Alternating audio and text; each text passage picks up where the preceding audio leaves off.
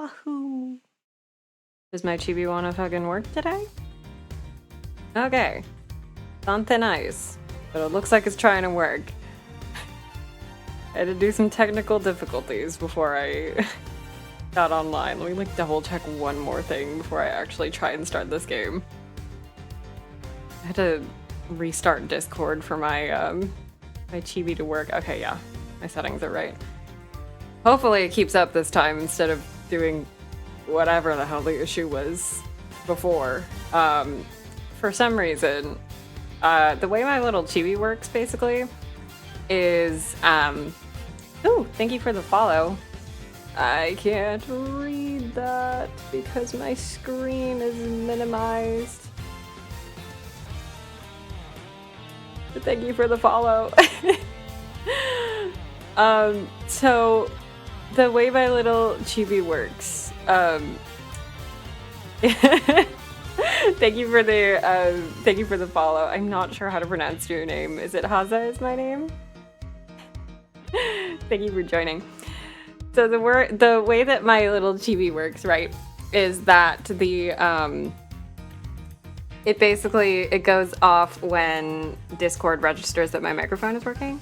And for some reason, Discord was only picking up my microphone when I was actively in the voice and video settings. So I turned it off and turned it back on again. And for some reason, it's working now. Okay, I'm glad that I got your name right.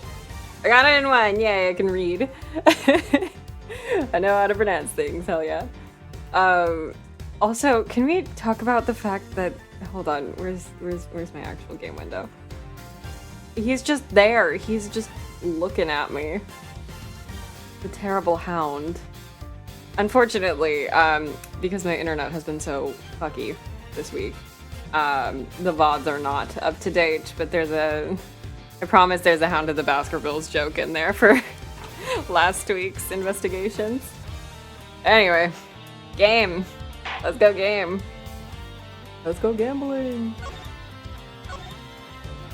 One of the cosplayers who sent for the thing. Oh, thank you for submitting. Yeah, hopefully there will be some more news and updates within this week. I'm glad you're participating. I'm glad to see that there are so many participants in the cosplay collage. The interest check really had a lot of reach. So I'm very excited to see that. It looks like most of the people are coming through and submitting. Actually, let me check how many people are on it. Because I haven't checked yet today how many people have submitted. Ooh, my internet wants to load so bad. Hell yeah. Okay, submissions. Come on. Okay, we're currently at 47 responses. Luckily, there's up until October 6th until submissions close, so there's still quite a bit of time. Oh shit. Australia. Hell yeah. I know one of my mutuals like spread it around to a lot of Aussie and New Zealand cosplayers. So I know there's like a group of Australian Ace Attorney cosplayers who like are aware of it. I think I also have some people from the UK. I wonder if I can get a stat on how many countries. Yeah, that's who it is. Yeah. I should have asked. Yeah, we're talking about the same person. They have a Mia cosplay that I think they might be submitting for it. What was I gonna say? Oh, hell yeah. I need to, I would love to actually see, like, what countries people are submitting from most. I'm sure it's mostly US, especially because, like, I'm only doing it in English. But, like, hopefully this becomes, like, a regular thing. I was kind of cutting it close this year with when I, like, posted everything for it and when I gathered, like, quote-unquote staff for it, the people who were helping me moderate. But hopefully, once I get my bearings with this year, we can make this a more recurring thing. The main focus this year was to get the word out that I was doing it, which we succeeded. We succeeded with that. There were over 100 responses in total, and even more people who probably have seen it since. So yeah, very large collage. Exciting.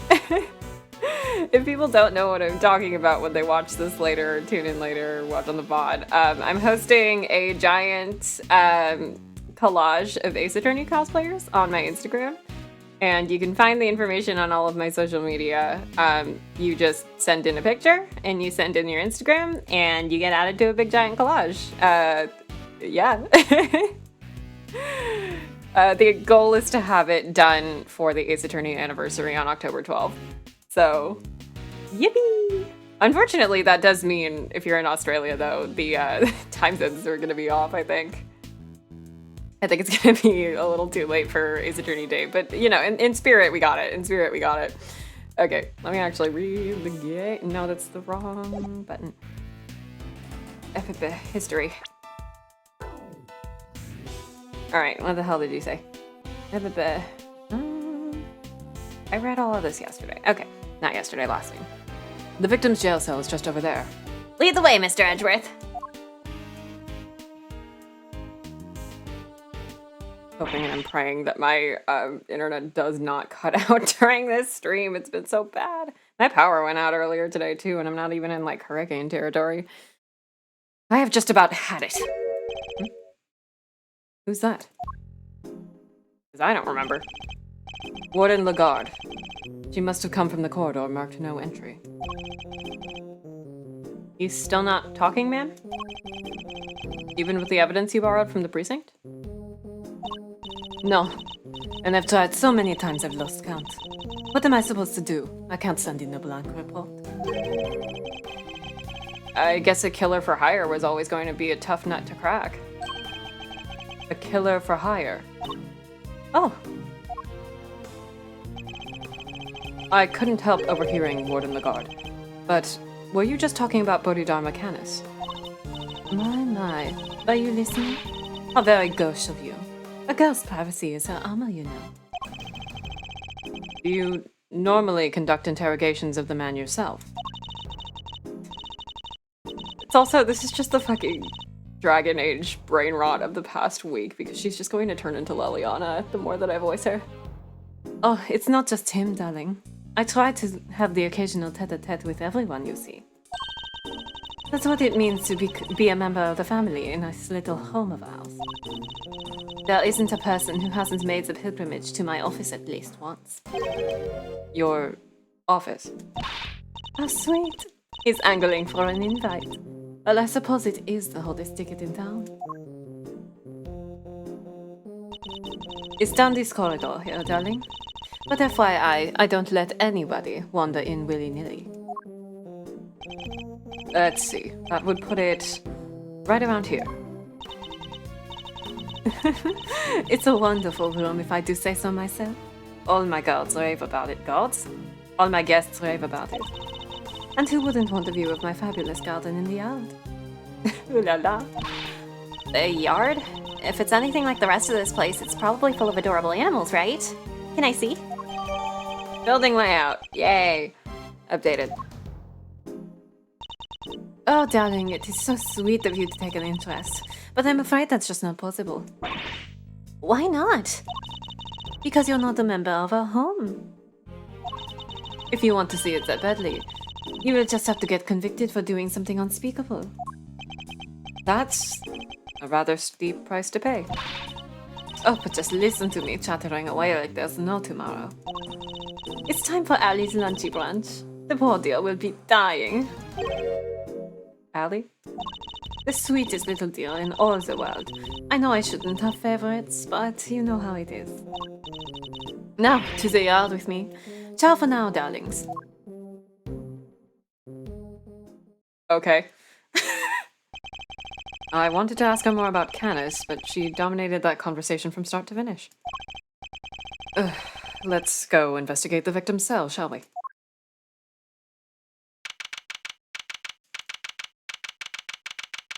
Detention center. So this is Knight's holding cell. When do you think he was brought in, Mr. Edgeworth? It would have had to have been the evening of the 25th, just after the events at the lake. And then at some point he wound up in the prison proper. But how? There must be some evidence here that will point us in the right direction. All right, let's get looking, Mr. Edgeworth.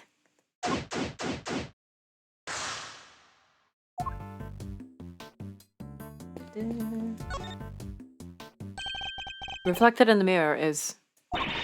A security camera. A great thief's greatest enemy. Nothing about this place is very thief-friendly, if I'm being honest. I think that might be entirely deliberate, Kay. Guard? I'd like you to retrieve the footage from the security camera and review it as carefully as you can. If you see anything out of the ordinary, inform me immediately. Yes, sir.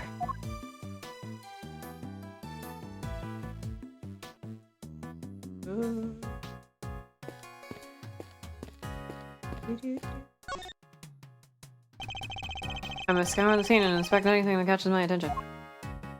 Food. Ooh, what's a menu doing here, Mr. Edgeworth? It seems that those held in the detention center are able to choose what they'd like to eat each day. If they can afford it, that is. Money makes the world go round, I guess. But doesn't that make life super easy for rich detainees? Well, Kay, bear in mind that the people held in these cells haven't been found guilty yet. Some of them don't deserve to be punished. Quite a few of them, in fact. So you're saying it's fine that people with money don't have as hard of a time of it as anybody else? Okay. How did I wind up defending the practices of the detention system? Wait, I want to see what these games are. 200 books are. 200 Days to Freedom, Life as a Pet Stylist, Understanding Animal Emotions, You'll Laugh Tomorrow, an anthology, Making Money While Serving Time, and A Second Chance at Life. Wow, that's a lot of books. Let's take a look. You'll Laugh Tomorrow, an anthology. Understanding Animal Emotions, Life as a Pet Stylist. I didn't have to read all these out myself. Maybe there was more to Mr. Knight than met the eye. Sadly, I don't think these were his. They were likely specially selected and then placed here for the detainees, with the hope that they would want to better themselves during their time here. A Second Chance at Life. Interviews with the former prisoner. These books appear to have been written by current model prisoners and former inmates. Oh, I like the look of this one. 200 Days to Freedom, an escape story. And this one too, Making Money While Serving Time. This facility may have more deeply rooted problems than I thought. Hey, look at this weird piece of paper. There's some sort of grid on it. Let's take a closer look. Rook, oh my god, this is just like Dragon Age. The grid appears to be a chess diagram. The victims, I suppose? What's a chess diagram? A visual representation of a game of chess. See how all the locations of all the pieces are marked.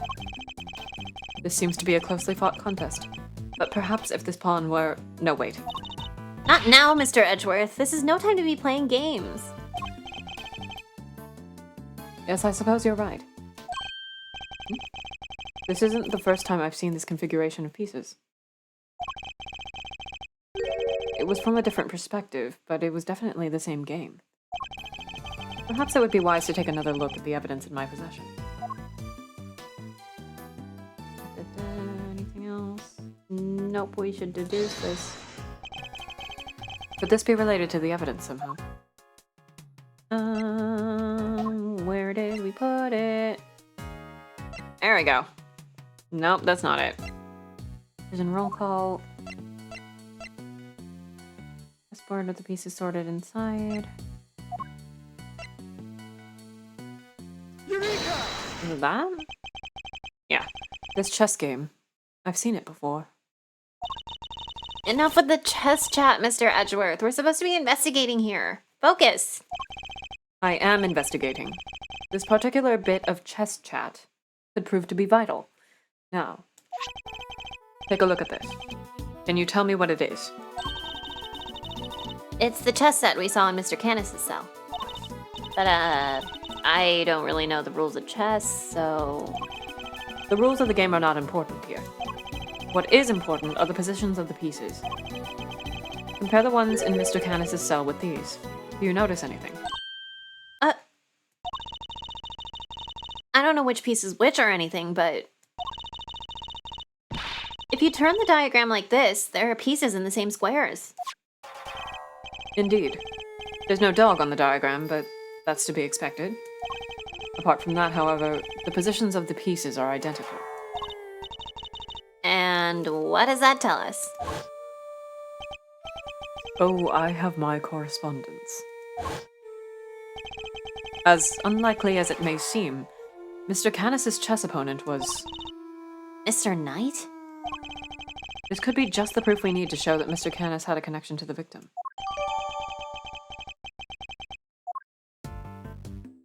Yay! Do we exit? I think we exit. I'm very used to the Great Ace Attorney now where it doesn't, like, it auto-exits you when you're done with something, basically. And this one doesn't. The bowl is nice and spotless. And there are no signs that the toilet paper has been used. Everything seems to be in order with this toilet here.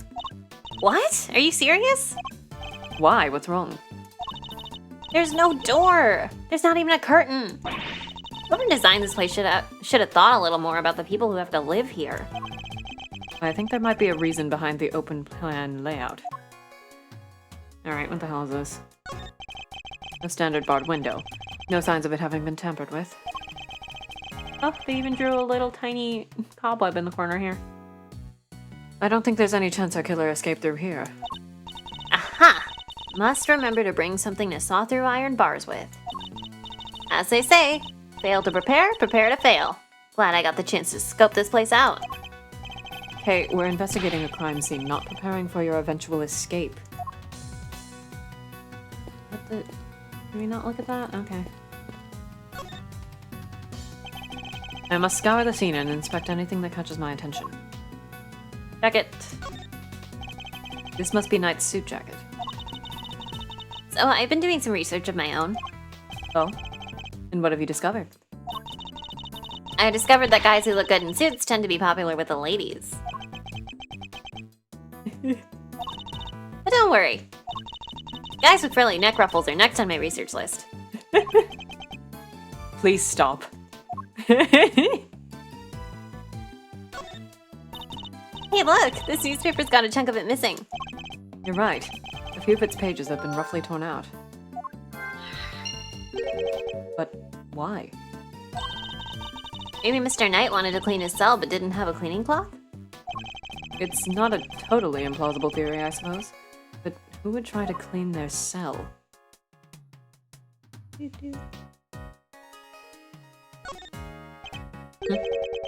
There's something different about this spot here. This part of the floor is weirdly clean. Did somebody wipe it down or something? Why would somebody only do the part right next to the bed, though? Right, anything else before I deduce that? This bed doesn't look very comfortable. But that pillow cover is very clean. Spotless, in fact. I bet this is the kind of bed Gummy sleeps in. I can just picture it, can't you?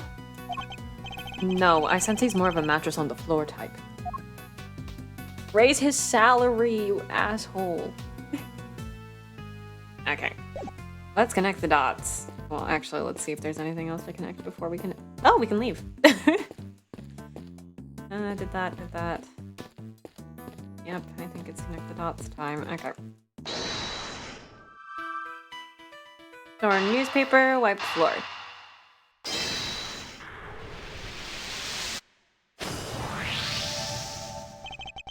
This part of the floor has been wiped clean. Maybe he spilled some grape juice? Who knows? But we can certainly imagine what he used to do the wiping. The torn out pages of that newspaper. Why wouldn't he just ask a guard for a cloth or something, though? Perhaps he didn't want anyone to see what he was wiping up.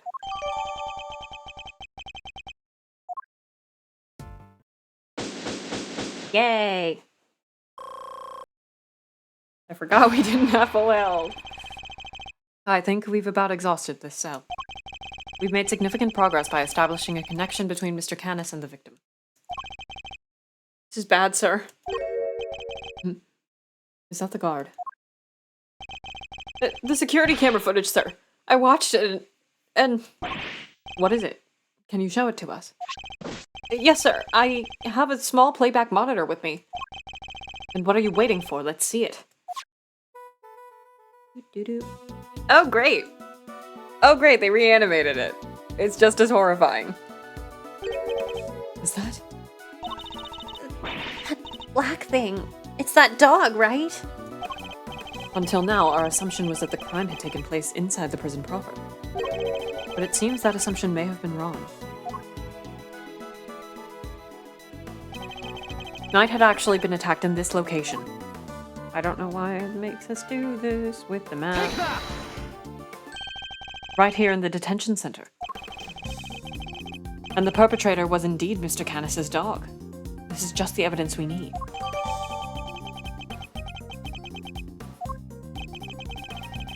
And if this is where Knight was actually murdered, then one of the pieces of evidence we found here in his cell takes on a whole new meaning. If Knight's cell was the crime scene, which piece of evidence takes on a new significance? Oh god. This? It must be his blood. The floor of Knight's cell was wiped clean, presumably to remove something.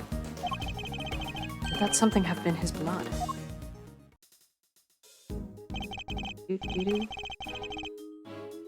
Thank you, officer. Would you mind doing me one more favor? Name it, sir. There's a detective by the name of Gumshoe somewhere in this facility. I need you to give him a message. Tell him to have this cell tested for traces of blood and report the results to Edgeworth. You got it, sir.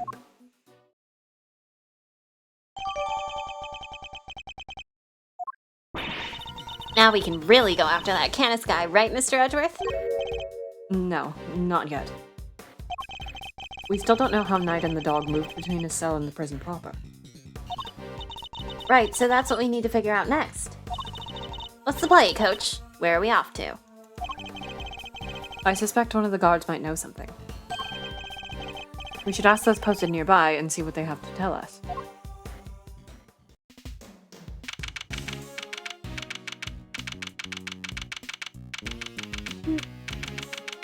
Evie. Okay, time to get asking. Huh? Yeah! Yay! Oh my god, yeah! Oh, I'm so excited. I missed him. I missed him so bad. Thanks for the tour. Later. Yay! Oh, I missed him so much. I love him so much. Well, well, Mr. Prosecutor and his little friend. Didn't expect to run into you here. Must be my lucky day. This is Agent Shilong Lang of Interpol. He was in charge of a case I worked on 2 weeks back. I thought he had gone home to Zhengfa after that, but here he is. You had some business to take care of, I take it, Agent Lang? You could say that. Nothing that need concern you, though. First a black hound, now a wolf all in black. Hey, wait. Why are you all alone today? Oof. That's true. He's usually accompanied by an army of police officers. I hear you were at it again a couple days back, sticking your nose into things. A couple days back? Ah, he means the incident with the president of Zhengfa. Actually, I had thought you might be there as well, heading up the security detail. Our president doesn't have much faith in the efficacy of his own country's police force. Maybe now he'll think twice before using contractors again. Amateurs. God, I just need to hold on. I need to zoom in on him for a second. Woo. I missed him so bad. I love him so much. Look at him. Look at him. I love Shilong Lang. God. Oh god, I skipped it. Go back, go back, go back. Agent Long doesn't have much faith in prosecutors or the courts to do their jobs right. Which is why he's so meticulous about investigating with his hand-picked cream of the crop officers. Indeed. No doubt things would have turned out differently had you and your men been in charge. My men, huh? Yeah, those guys ain't around anymore. I don't know why I said ain't. What? They're not. It's funny, isn't it? I'm a real lone wolf now. God. I love Shilong Long. Oh, I missed him. What are you saying, Agent Long? What on earth happened? I told you. It doesn't concern you. See you around, Mr. Prosecutor. Okay. I'm back. Wow, he seemed not okay. Yes, and I would very much like to know why, but there's nothing we can do about it right now. We'll worry about Agent Long later. We have an investigation to conduct. All right, let's start by talking to these guards. He seemed not okay. I was wondering, have you seen an enormous black dog wandering around here recently? That thing? No way. If I had, well, let's just say I'd be a lot more nervous about standing guard here. So, do you and this dog have some kind of history or something? Now, Kay. You should know when to let sleeping dogs lie. Oh, you think you're so funny. Oh, you think you're so hilarious. By the sound of it, Canis's dog hasn't been spotted on this side of those heavy security doors.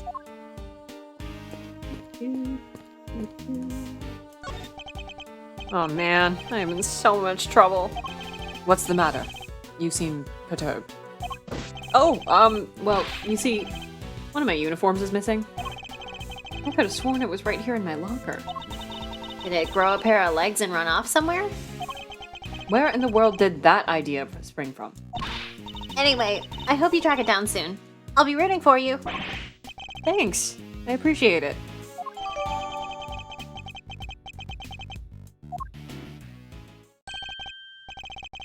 Hey, are those my faithful assistants I see before me? Hi, Eddie. Fender. And where exactly have you been? Where have I been? I've been looking for you two. Been searching high and low. Wandering lonely through the prison halls. It was terrible, I tell you. The prison's over there on the other side of the facility, boss. So listen, I just got the lowdown on some seriously dynamite material. You want to hear it, right? Right? Seamless. I was chatting with a few of the guards, and they told me something très intéressant. Turns out, the Bronxster had himself a little incident 2 days ago. Pre-mortem, if you catch my drift. An incident? Simeon told you he came to visit his pal, right? Well, it happened right after they'd wrapped up, when Bronca was being escorted back to his cell. It was just one guard and he was handcuffed. Ubs. They made it back, and the guard was taking off his cuffs when the Bronxster clobbered him. Knocked the poor guy out cold. Sounds like it might have been the prelude to a jailbreak. Because when the other guards showed up, they couldn't find their comrade's keys. Were there any rumblings about Knight attempting an escape? That's the bit that fries the old noggin. There were none. He just sat in his cell, then turned up dead. And what's more, he swore right to the end that he never stole the keys. He turned his cell inside out too, but no dice. The guard who was struck, what did he have to say? Nothing. Poor guy was still out when they took him to the hospital. Word is, he's still there. So there's nobody around to tell us what really happened. What the? It's you losers. That's all we need.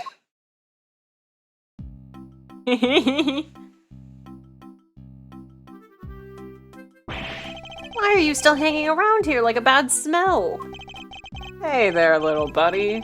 Listen, Miles here is working with me now as an associate. Nonsense! You're all just here to cause trouble and turn my investigation into a fart! Eustace means farce, of course. A simple slip of the tongue. Seemed like a reasonably apt choice of words to me. Judge Cavell, great to see you again. I know who you are. You are Simeon Saint's attorney. Guilty as charged. Now that we've broken the ice, how about a friendly... Or not, I'm totally cool either way. Now, did I hear you correctly? That Mr. Edgeworth has joined the defense team? Yep, and me too. We're officially employees of Edgeworth & Co. But a prosecutor is a public servant. You would draw your sword on the goddess to work for personal gain. It's not a problem if I'm not getting paid, though, correct? Exactly what he said. Miles here's just a volunteer. We're all about that pro bono stuff over at Edgeworth & Co. How wonderful. So you all work without reward. The goddess would surely approve.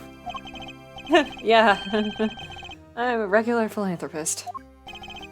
Judge Cavell, I was hoping to ask about the grounds for Simeon Saint's arrest. That information is on a need... Is that a challenge I hear?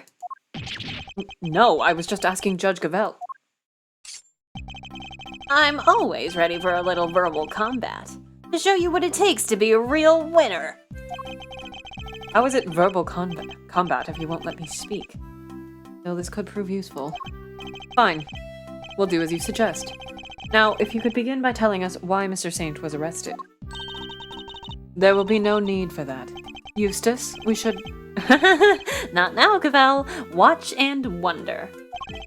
As I put this pathetic prosecutor in his place, he's going to run rings around me. I think you mean to say that you would be the one running rings around me. And I will, so badly that your ears will be ringing. Prepare to be humbled, Edgeworth.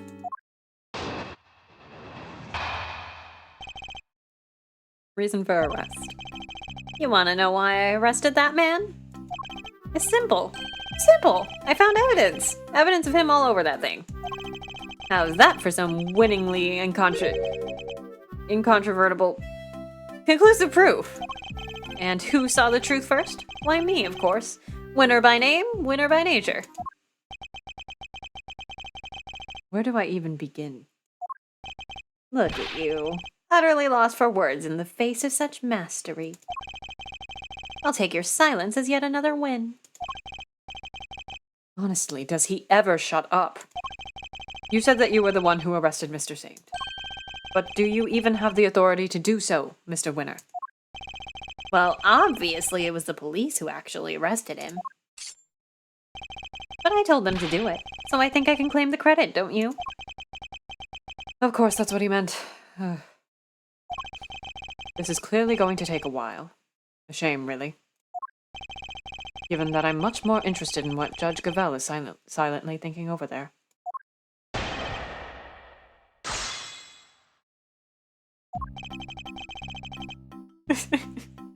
God.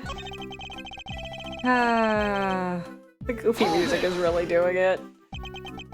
Evidence of him was all over that thing?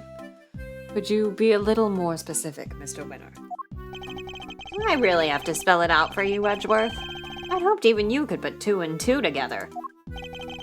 Stop messing around. The onus is on you to provide a comprehensible testimony. Come now, Eustace. I'm sure Mr. Edgeworth and his friends would be very interested to learn how you cracked the case. They certainly look keen to hear about it. Fine, if you insist. I'll fill in all the gaps. Brace yourselves, because this is going to blow your tiny little minds. I bet you didn't even know, but the victim had, wait for it, a chess set with him. And that chess set was covered in fingerprints of a certain Mr. Simeon Saint. Praise be to the goddess of justice for the insight she offers, and congratulations once again, Eustace. You would not object to Eustace amending his testimony, I trust, Mr. Edgeworth? No, by all means, please do.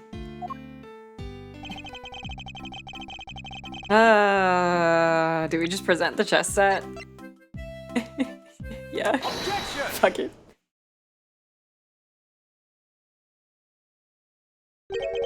So the fingerprints on the chess set are the ace up your sleeve? The what up my what? Oh, yes, the chest set up the ace's sleeve. That's right, Edgeworth. I got a winning hand, as usual.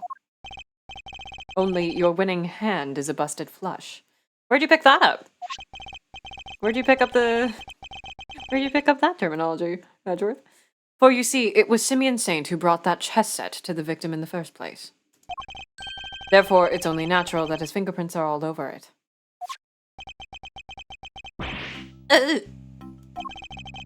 That took a while to sink in.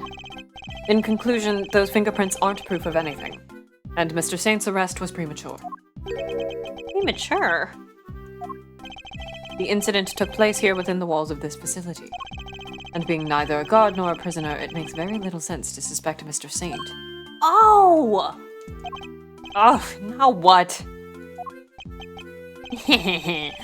I think you might be the premature one here, Edgeworth.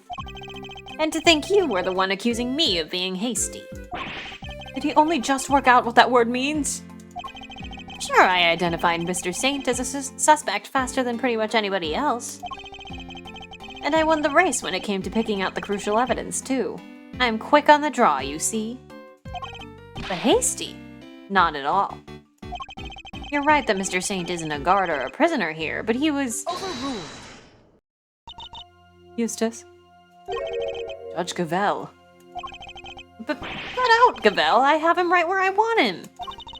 Forgive me, Eustace, but if I may.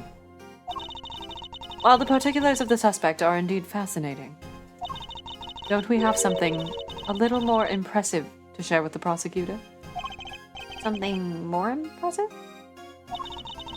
If you wouldn't mind, Mr. Edgeworth. Eustace made an ingenious deduction concerning the murder weapon. Perhaps you would like to hear it. Yes, of course. That. Well remembered, Gavelle. Listen to this, Edgeworth, and prepare to be amazed. Objection! Will this ingenious deduction explain why Mr. Saint was arrested? Let's just say, you won't be disappointed. Judge Gavelle deliberately diverted the conversation away from my line of questioning. What exactly is she up to?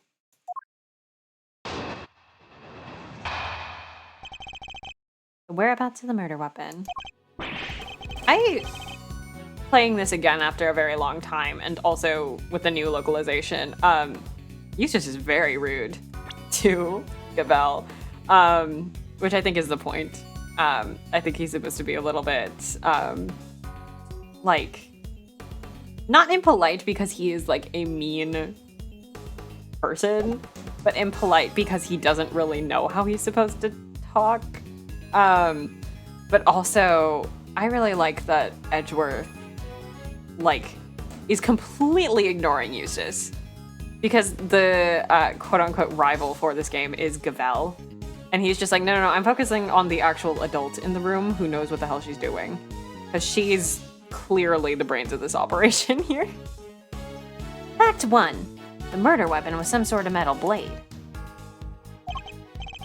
Fact 2. Potentially deadly blades are strictly controlled within the prison walls, as we both know. From these two facts, I concluded that the weapon in question must have come from outside. It must have been hidden inside the chess set. That's what I think, anyway. And since the only prints we found on the chess set belong to the victim and the suspect, I'd say it's blindingly obvious who brought the weapon in and used it, wouldn't you? If nothing else, his testimony this time is a little more comprehensible than the last. Another winning deduction, brought to you by one winner, Eustace, Prosecutor extraordinaire. More like one winner, useless prosecutor extraordinaire, if you ask me. But how could anyone even hide a weapon inside that chess set? Good question. Why don't you take a look for yourselves? Inside the chessboard. I suppose there's only one way to find out. Let's look at the chessboard. Open. There's nothing in here but chess pieces. That laugh is really something. He seems pretty convinced that the weapon was hidden in here somewhere. I'd better take a closer look. It's up here, isn't it? Yep. What? The stiff lining at the top opens like a flap door. Oh, there's plenty of room in there. Indeed. More than enough to hide something like a small knife. Ingenious, no? The killer snuck the weapon in by... Objection! Huh? What do you mean, huh? Let me finish, will you? I fear you've not been listening, Mr. Winner. Or perhaps you've simply forgotten. The detention center is outfitted with a security gate. Huh? I mean, yeah, and? The security gate also acts as a metal detector, Eustace. We must pass through another one on the way into the prison itself, remember? Aha, yes. That's right, of course I remember. You definitely didn't. It would have been impossible to smuggle a metal blade through such a gate and into the facility. Which would seem to blow a rather large hole in your reasoning, Mr. Winner. Overruled.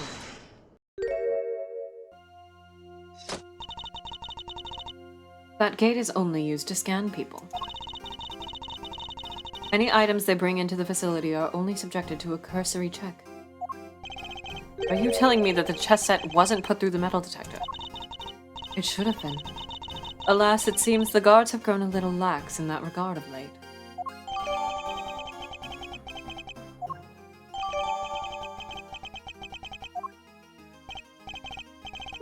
Very good. Thank you, Gavel. It was my pleasure. Now, Mr. Edgeworth, if you would be so kind as to begin your cross-examination. Cross-examination? Like she's holding a trial. Well, no matter. Let's see how well this ingenious deduction of Mr. Winner's holds up, shall we?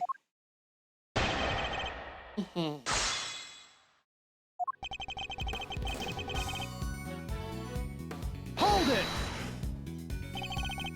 A metal blade, you say? Do you have any evidence to support this? Huh. You mean you didn't even look at the victim's injuries? Why am I not surprised, you third-rate? The fatal blow was a stab wound to the neck. And it was delivered by a knife-like blade. That much is absolutely beyond doubt.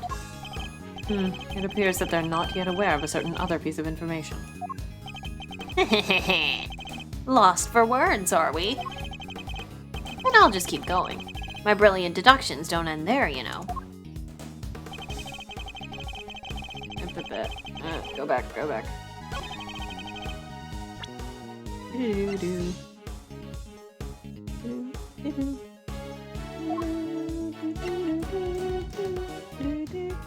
Objection! Oh, that was not right. I'm afraid you've contradicted yourself there. What? Is that true, Gavel? Of course not, Eustace. The only contradictions I see are in Mr. Edgeworth's own baseless claims. Huh. So my testimony's completely contradiction-free. I knew it! Ugh. His testimony is riddled with contradictions. If only Judge Gavel didn't keep covering for him, I'd be able to get to the truth. Hold it! The fact that such objects are strictly controlled doesn't mean they're actually forbidden. Well, no, I mean, some of the prisoners use scissors to cut the animal's hair, And that avenue of enquiry was conscientiously pursued, as you no doubt recall, Eustace? Yes! Only one bladed object had been signed out by a single prisoner at the time of the incident. The item was tested for traces of blood, but none were found. I suppose he's referring to the scissors Mr. Sawit was using. So there's no way the blade in question came from inside the prison.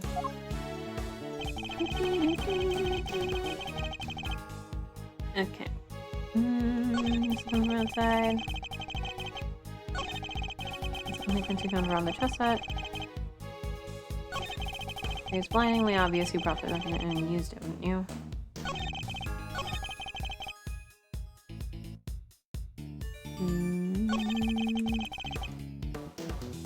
Yes. Hold it!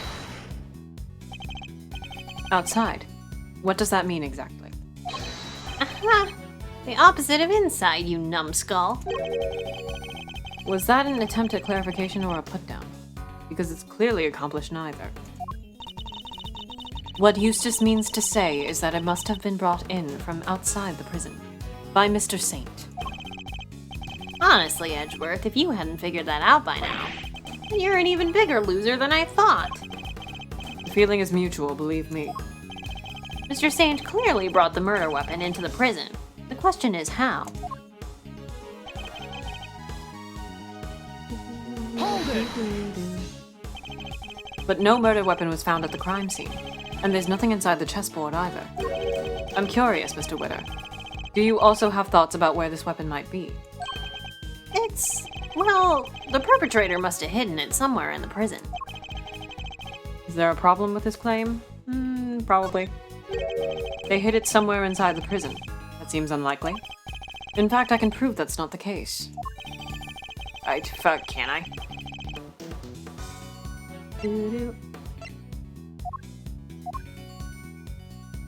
Take that!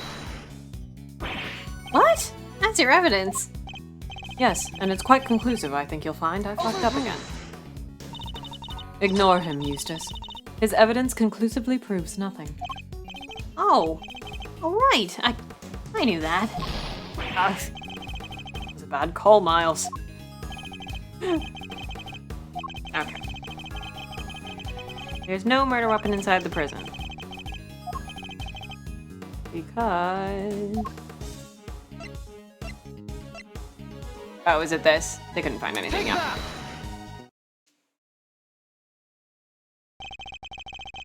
I'm starting to worry about your memory, Mr. Winner.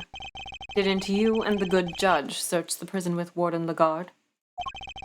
And didn't you fail to find a likely murder weapon? Well, yes, but I guess we just missed it. That's all. Wow, way to undermine yourself.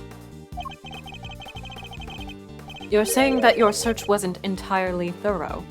You, the so-called winning rookie. Stop making fun of me! Eustace? Calm yourself. Breathe deeply. Do not allow your opponent to get under your skin. You're right. I'm a winner. Why should I let a third-rate loser like Edge Worthless here get under my skin? I'll thank you to leave my name out of this. Well, I'm Kay Faraday, and I'm A-OK. Apollo Justice who? Not you.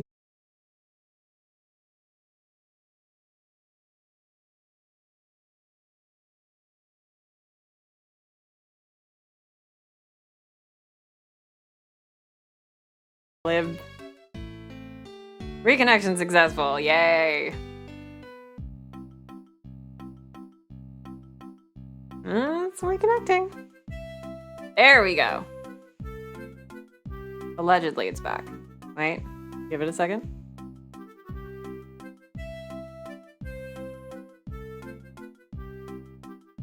Okay, we appear to be back properly this time. I called it too, I said it was going to happen. It's okay, we're back now. That's why we couldn't find it when we looked. Obviously. Objection! But what you are proposing is impossible. And this proves why the culprit couldn't possibly have taken the weapon out of the prison with them. Now is it the security gate? Take that! More memory trouble, Mr. Winner? Now you're forgetting things you yourself said. Are you making fun of me again? Oh, so you remember what I said. But perhaps you might have been better served by remembering this. What's that? Wait, does he seriously not remember? It would certainly seem that way. There is a security gate at the... Blah, blah, blah. There is a security gate at each of the entrances to the detention center and the prison proper. Coming from the prison, anyone leaving the facility would have had to have passed through both of them. 2 gates, both fitted with metal detectors. Oh, wait. Oh, I remember. Looks like he got his memory back. So, as you can see, there is no way anyone could have taken a weapon out through both gates. And therefore, there is no way the murder weapon could have left the building. Oh. In which case, Mr. Edgeworth, perhaps you would care to tell us where you think the murder weapon might be. It is still here on the premises. That's the only plausible conclusion to be drawn. We searched the prison from top to bottom and couldn't find anything. Because you were never going to find anything to begin with. Not when you were laboring under the misconception that it's a blade you were looking for. Yeah, we know the truth about what happened to Mr. Knight. We've seen it with our own eyes. That is quite a claim. I assume you have the evidence to support it. What is the weapon that was used to commit the crime? Take a look at this, Judge Gavel, and the weapon used in this case will become clear. Represent the dog or the video? Does it matter? We'll try the dog. Take that! Okay, yeah. Oh, yeah, we could have done either. Neat. This is footage taken from a security camera trained on Knight's holding cell. Now, watch it for yourselves and see.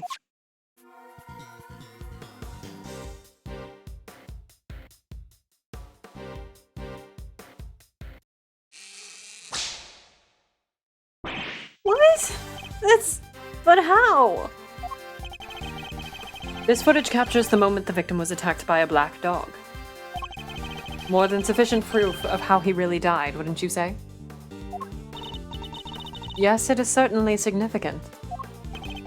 So now we know that Knight was, in fact, killed in his cell by a vicious dog. A dog that moved the victim's body to the prison workshop post-mortem. We know this thanks to an eyewitness who saw the dog in the workshop when the body was discovered. Of course, I think we can all agree that there is no way a dog could have planned such a crime by itself. Indeed, I fear it may be his handiwork after all. Overruled!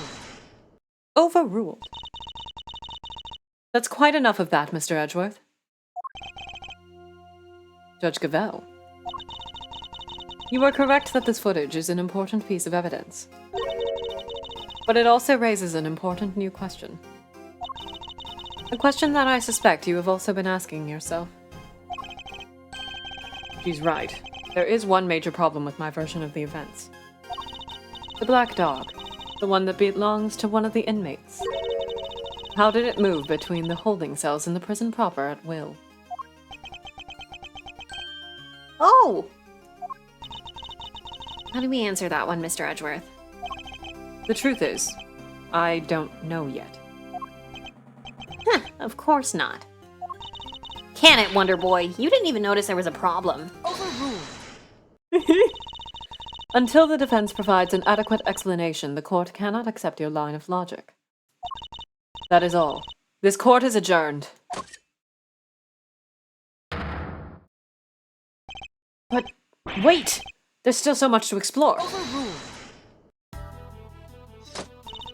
Court is no longer in session, Mr. Edgeworth. If you would be so kind as to leave the courtroom. Court was never in session in the first place.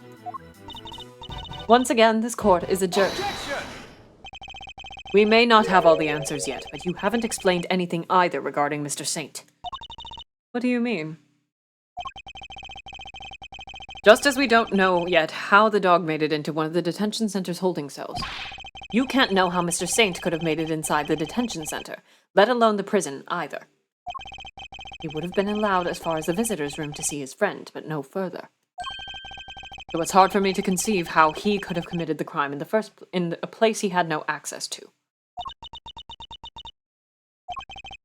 Judge Gavel, I believe it's your turn to provide some proof. Proof that Simeon Saint was able to enter the prison. Overruled! You wish for the court to provide you with proof. Highly irregular, but very well. What? They actually have something. Now seems like a good as time as any. And I suppose you have been kind enough to share your own theories on the case. What's she building up to here? Mr. Edgeworth, I suspect you don't know what Mr. Saint does for a living, so allow me to fill you in. He is a circus performer. What? Yes. Perhaps you've heard of the Berry Big Circus. The... Ah! Oh, don't be silly, darling. Of course I was. Yesterday was a very important day, after all. Important in what way, exactly? A big meeting of some kind, perhaps? A meeting? Oh, heavens, no. I couldn't think of anything worse. No, yesterday the circus came to visit. You see it now, I assume? As I am sure you're aware, a show was held yesterday for the prisoners' entertainment. A show featuring live animals and performers, performed by members of the Berry Big Circus. So, does that mean Mr. Saint? Yes, Mr. Saint was allowed inside the prison as part of that show. A fact that has been confirmed beyond reasonable doubt. No! She held on to that fact until the last possible moment. She let me run with my own theory, and only afterwards did she use it to reveal the truth. Wait. Oh, Gavel, I have him right where I want him. Forgive me, Eustace, but if I may. While the particulars of the suspect are indeed fascinating, don't we have something a little more impressive to share with the prosecutor? Must be why she steered him onto a different topic back then, too. I got you good, didn't I, you third-rate prosecutor? This has nothing to do with you. Gentlemen, this court is well and truly adjourned. If I may offer a word of advice, Mr. Edgeworth. Your conduct as a prosecutor is already in question. You would do well to remember that you were removed from this case for that precise reason. What are you trying to say? That the committee reserves the right to confiscate your badge at any time. Should you wish to retain it, you would do well to avoid crossing paths with us again. Is that a threat?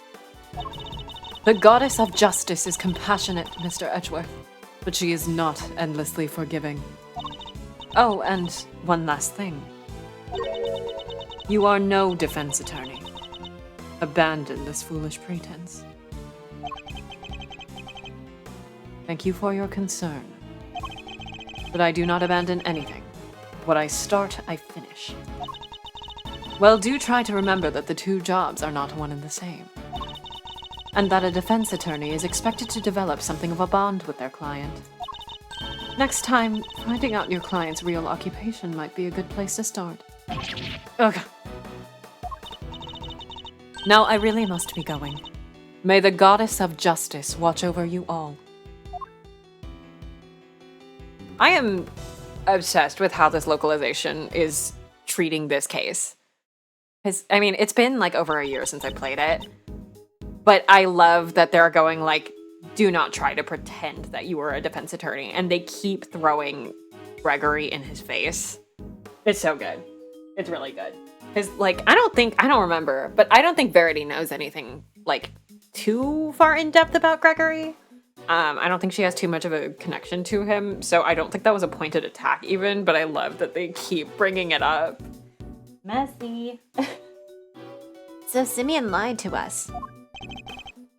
Not just you two. Guy took me for a ride, too. What's his deal? Whoa, whoa, whoa! You're not having second thoughts about all this, are you, Milesy boy? Sure, Judge Cavell is a tough cookie, but that doesn't mean you can just give up the ghost. The defense never rests, as a wise man once said. And that goes for his associates, too. And I love that he keeps quoting Gregory. Don't worry, Fender. I've no intention of resting. Nevertheless, our assumption that Mr. Saint couldn't have entered the prison has been proven false. Which means we'll need to restart our investigation from square one, I'm afraid. To be continued. Oh, that was a weird place to stop. We're gonna keep going.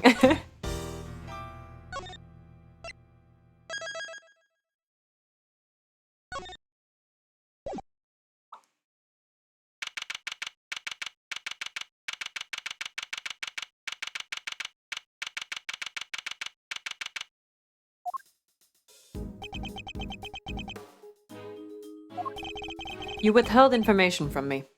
Why? I didn't withhold anything. Or at least I didn't mean to.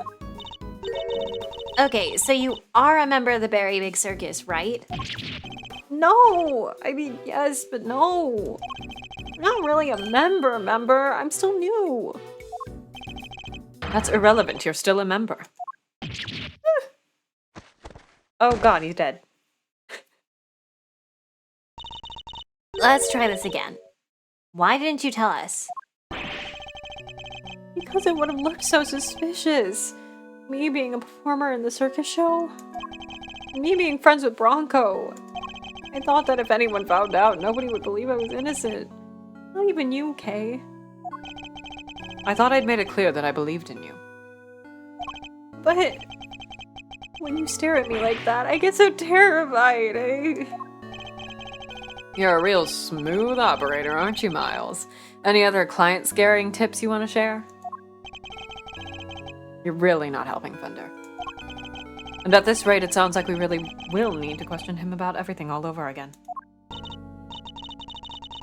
So what do you do with the circus, Simeon? I'm an animal tamer, kinda. I'm still learning the ropes. That's so cool. You get to train lions and tigers and bears and stuff? Lions, tigers, bears! Oh my. No. I work with this little guy. Fucking money. Looks pretty tame already to me. You're not exactly a tamer, more like one of those old-timey organ grinders. Yay, monkey's bright. Oh no, money, I'm trying to... Oh, you little scamp. Oh, it's fun. I love these sprites.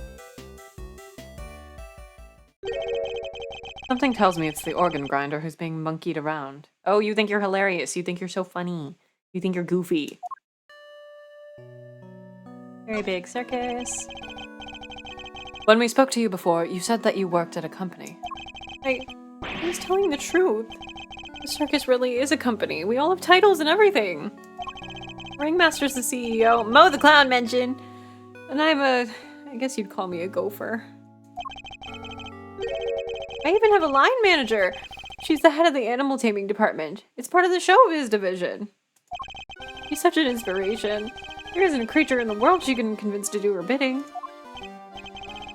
I'm just voicing Simeon like he's constantly crying. Even Miles here? I'd like to see somebody whip him into shape. I am not some kind of creature, Ender. I think he's a creature. So this line manager, was she working with you on the show? Yes, it was just us two. It wasn't all that big of a job compared to what we normally do. He's usually the one performing on stage. I just do all the monkey work. But I did have a bit part this time.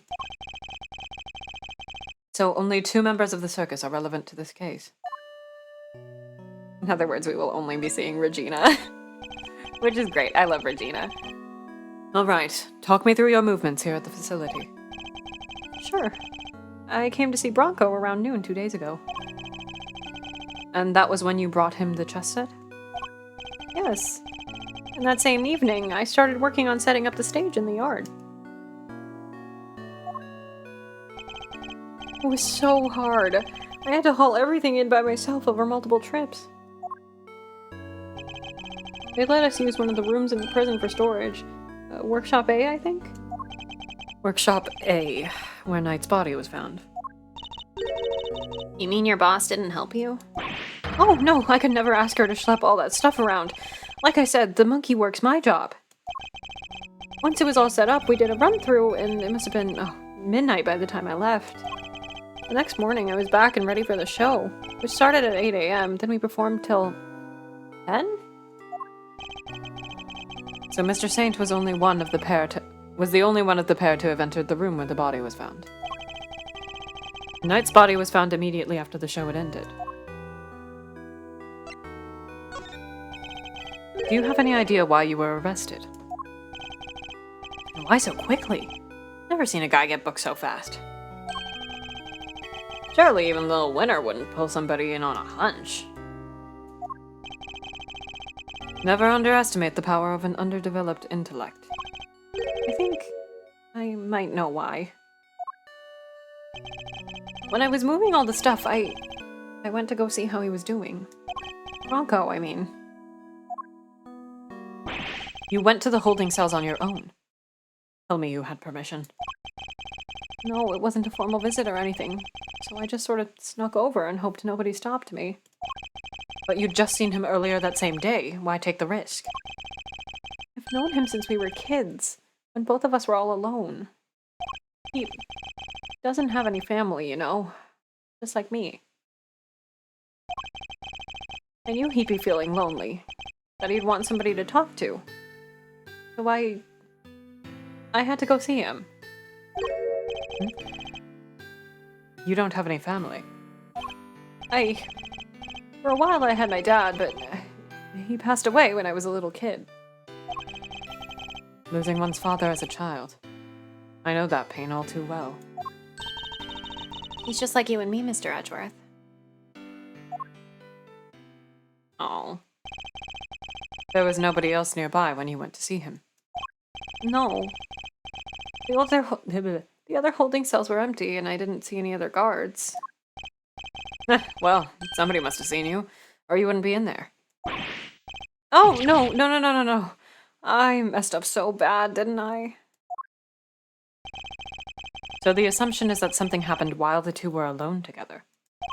Ayo. At least, I imagine that would be Winner and Judge Gavel's thinking. In any case, I think we'll need to speak to your boss next. Last I heard, she's supposed to be around today, too. Somewhere in the yard. Tell her I'm sorry, won't you? I'm so sorry. I can't believe I let this happen. Sure thing, Simeon. We're here for you. If there's anything else we can do, just say the word. But, I mean, there's nothing I can do for you in return. You don't have to worry about that. We're friends. We know what it's like to be in your shoes. We're all part of the same club after all, right, Mr. Edgeworth? Unfortunately so, I'm afraid. Thank you for sharing such personal details with us. By the sound of it, you had little reason to kill Knight. If anything, you're the one most affected by his passing. And what's more, I simply don't believe a person as gentle as you is capable of murder. Rest assured, we believe you. And we will get you out of here. What a goofy sprite. Wow, what do we have here? A gosh darn defense attorney, that's what. Bravo, big guy. I can't believe I'm saying it, but you even reminded me of your old man for a moment there. I did? From the Book of Gregory. An attorney is a friend to the friendless. Simeon? Oh, this is the pirate RP thing. Simeon, me bucko, this guy will suffer any hardship for your friendship. Things are gonna be shiply amazing. I didn't realize Talk Like a Pirate Day had come early this year, Fender. That's just the thing. You never know when a pirate will strike next. Anyway, kid, you want some candy? No thanks. I don't like sweet stuff. Oh, huh. Bummer. What a weird dialogue. I wouldn't mind a nice ship myself. A great thief's galleon for the dread pirate K. Yar har, me hearties. We'll sail the seven seas together and claim the greatest treasure of all, the truth. Shiver me timbers, you two will be the death of me. Come on, let's set sail for the prison yard. But no sea shanties on the way, please. What the hell are they talking about? Look, the shutter's open. That's the way out to the yard, I believe. Let's go take a look. Come on, what are you waiting for? Someone's excited.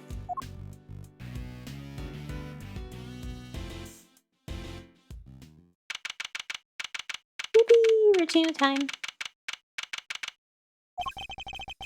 So this is the famous yard. The circus performance was taking place here just before the body was discovered. Check it out. It's like the backdrop to some epic festival.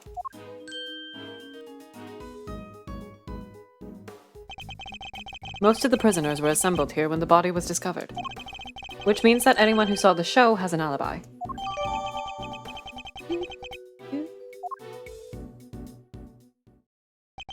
Alright, time to take a look around. Kay! Oh, stop hitting me! Help, Mr. Edgeworth. Cease and desist, you beast. Somebody out. Help out me. Stay, Isaiah. Stay. Who's that?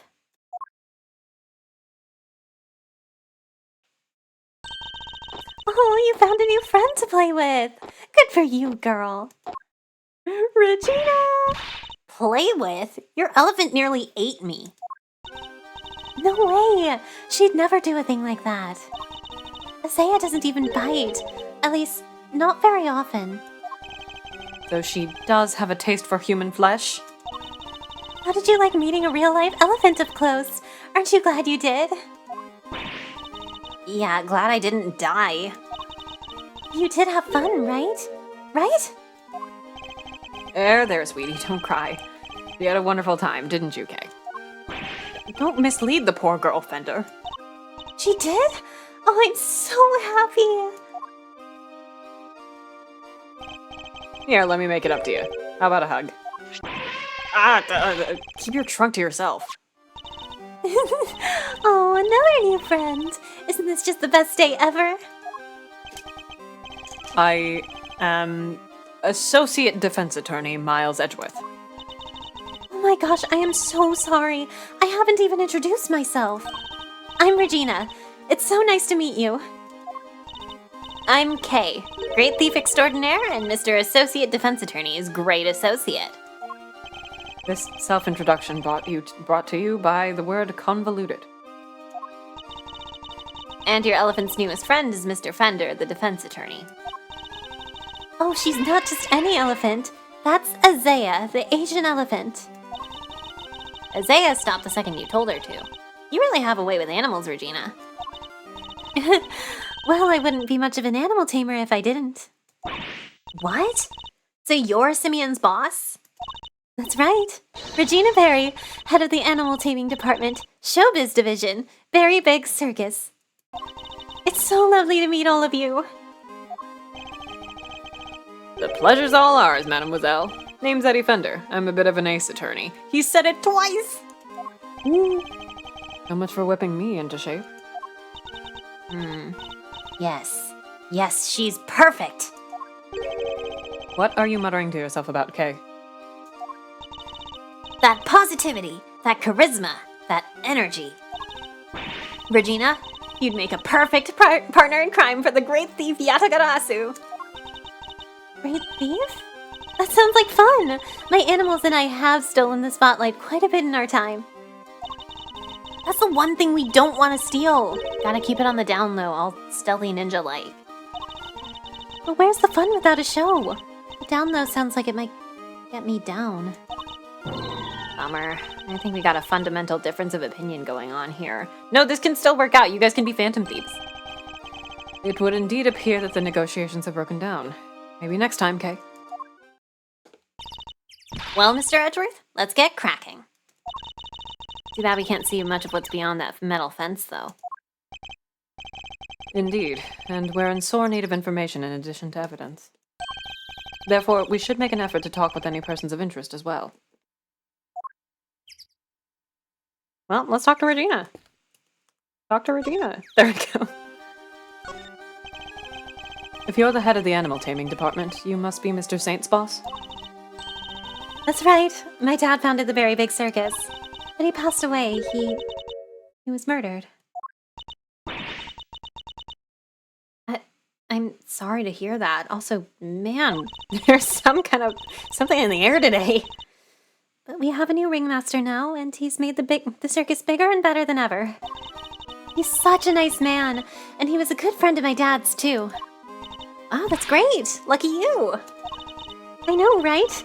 It was his idea to set up departments like animal taming, magic, and ventriloquy.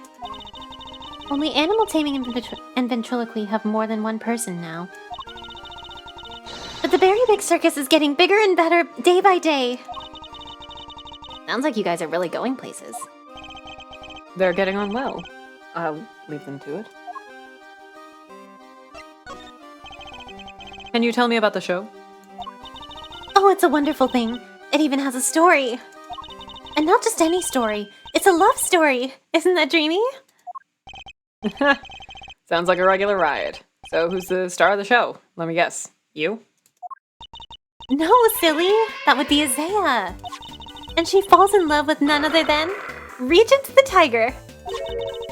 It's a heartrending saga of forbidden interspecies romance. You would love Beastars. Whoa, Nelly, I've heard of odd couples, but that takes the biscuit. And that's not all. There's a love triangle too. It's so romantic. You would love Beastars. That sounds pretty incredible, huh, Mr. Edgeworth? So the elephant is the hero line. I suppose there's a first time for everything. And who's the third wheel? Oh, that would be the big old meanie who tries to tear our star-crust lovers apart. Ooh, what animal do you think it is, Mr. Edgeworth? Given that it's a circus, perhaps a lion?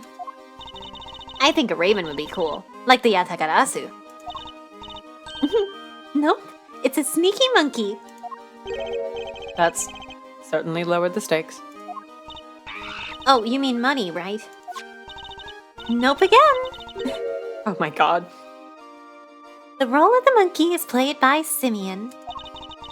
Money's far too small to play against Isaiah and Regent, silly. Anyway, the evil villain tries to tear Isaiah and Regent apart. What will become of the fated twosome? It's so exciting, isn't it? Wow, it sure is. So, Mr. Saint was more than just the little helper he claims to be. Poor Simeon. It'd be terrible if he couldn't perform with us anymore.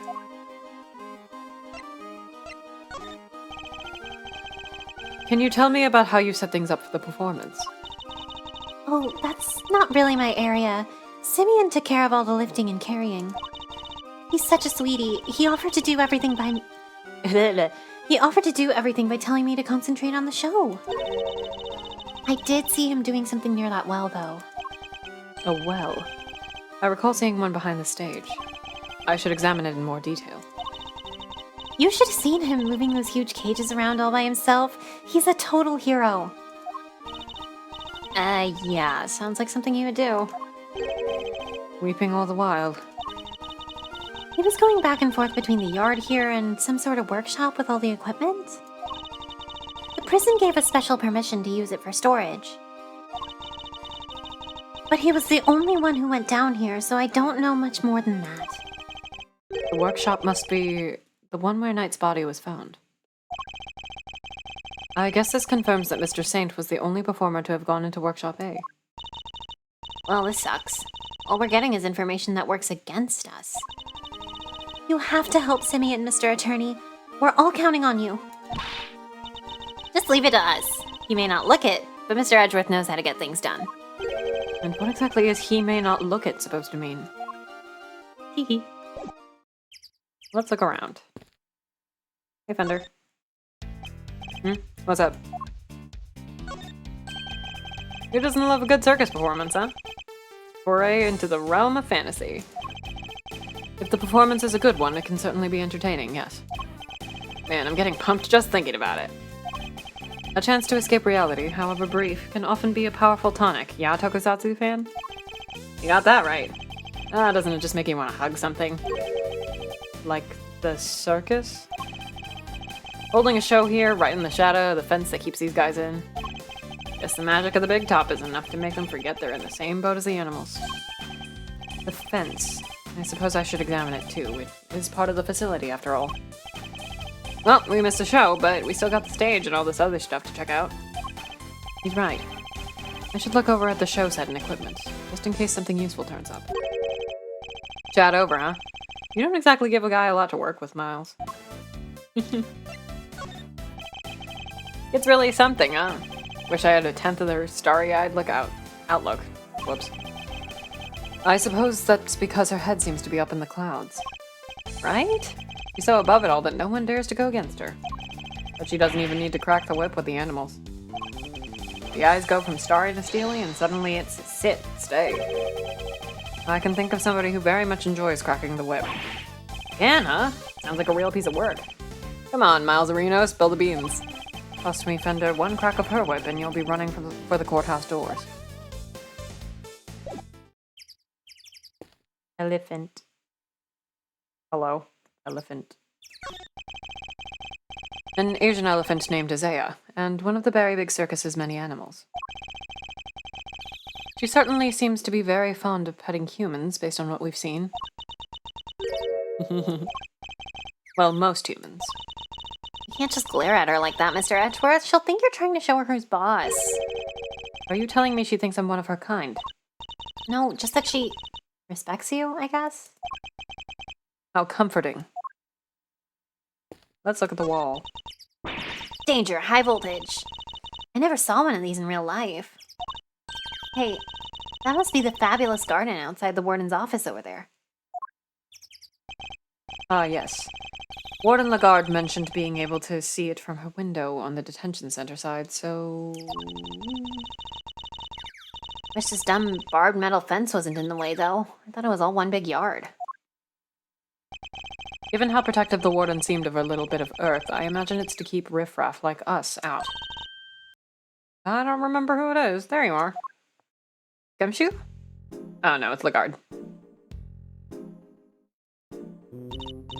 Regina, cupcake. I don't know why I suddenly went like Russian or something.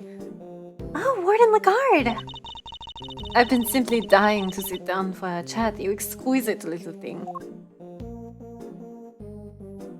I guess we talk to Lagarde now. Wait, what? What was that? Oh, it was Kay. Okay. Do you mind if I ask a little about the prison? Oh, not at all. This place is my pride and joy. My home.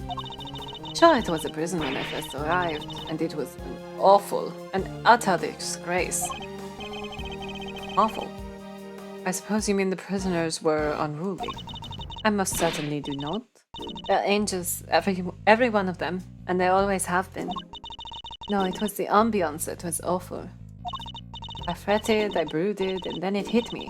The animals. If anyone could brighten up the place, it was them. It is nice having them around. Isn't it just? And now look at my fabulous little family. Why, my darling Frankie is the very picture of rehabilitation. Except when he's rifling through dead men's pockets. We have so many success stories among the family, but darling Frankie really is a marvel. He's thrown himself into his vocational training and is always the first to volunteer for anything. What, and your other model prisoners don't do that? Oh, of course they do, my dear, of course. They're all such tryers, such doers. It's just that Frankie, let's just say he knows what's good for him. What exactly does she mean by that? Anyway, he's a very good boy. So do try to be nice to him, won't you? Loud, soaring music. Great leaping animals. The Berry Big Circus truly has it all. And everybody who comes here gets to see it once a month. Really? In that case, let me see. You better not be thinking of something to confess to. This monthly show, is it always performed by the Berry Big Circus? But of course, sweetie. I'm Regina's biggest fan. That girl's my little princess, my superstar. She's so wonderfully talented. Yes, she is. Yes, she is. And she's so adorable. So sweet. I didn't read that. I could just gobble her right up. You're not lying when you say you're her biggest fan, huh? Which is why I'm worried about her. So worried. It's all because of poor Simeon, you see. If he's found guilty, why, darling Regina will be devastated. You simply must make sure that it doesn't happen, Mr. Lawyer. Please, I'm begging you. If there's anything I can do to help you clear up this awful misunderstanding, you must let me know. There's the Liliana. You have as much time as I have arrows. This must be the stage for the show. Do you think people would be interested in a great thieving show? I'm sure the police would be very eager to attend.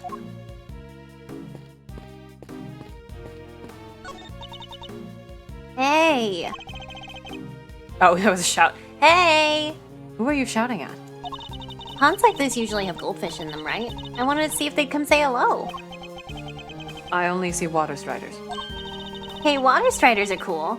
They can walk on water like ninjas. Whoosh, whoosh. Man, I wish I could do that.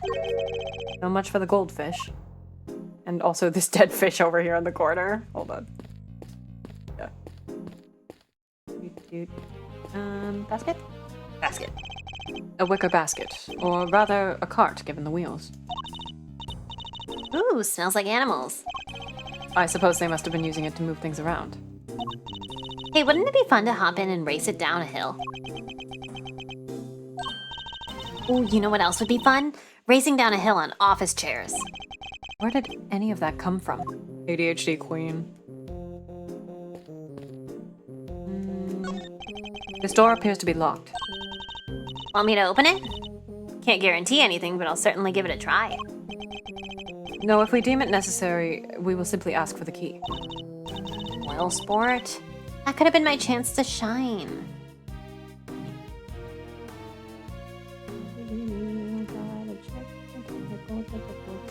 There we go. I thought my internet dropped again. You're free to shine somewhere else, but you'll not make an audience out of me. I saw this. Yep. Oh, you. I'll get to you in a second. A well. By the crane wives. A simple, sturdily built well. I wonder if it was the work of the prisoners. Somebody's left a bunch of tools lying around. It's a long piece of rope and a pretty heavy-looking weight. Let's see, it weighs 30 pounds. Oh, and there's some pulleys too. Hey, can you stop touching everything in sight? Ah, come on, it's not like I was gonna take anything. What exactly were they being used for, I wonder?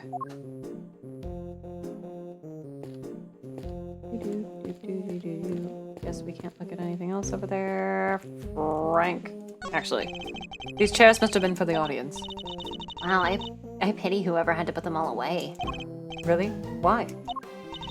You've clearly never had to fold up a bunch of boring chairs before, huh? Not personally. I've told other people to do it, though. Come on, Mr. Edgeworth, you gotta roll up your sleeves and help out once in a while. I'll consider it. Asshole. Ah, Mr. Attorney, sir. And how are you today, if you don't mind me asking? Today? We just talked to you earlier, Mr. Sawit. Oh, heavens, I do apologize. Ever since I came to call this place home, I've been working on my interpersonal skills, you see. In order to be as annoying as possible. I'm currently helping out with the circus show's stage teardown and cleanup.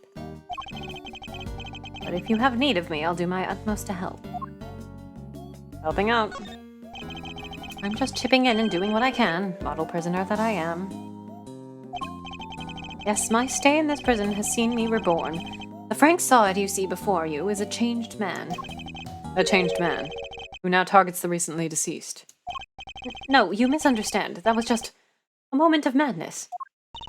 A moment of madness? Ugh, you're a disgrace to all thieves everywhere. You're right, of course. I can't deny it. I still have a long way to go. As a thief? Anyway, as you can see, I have a shiny new bracelet now. So it's the straight and narrow for me. Like I say, I'm a model prisoner.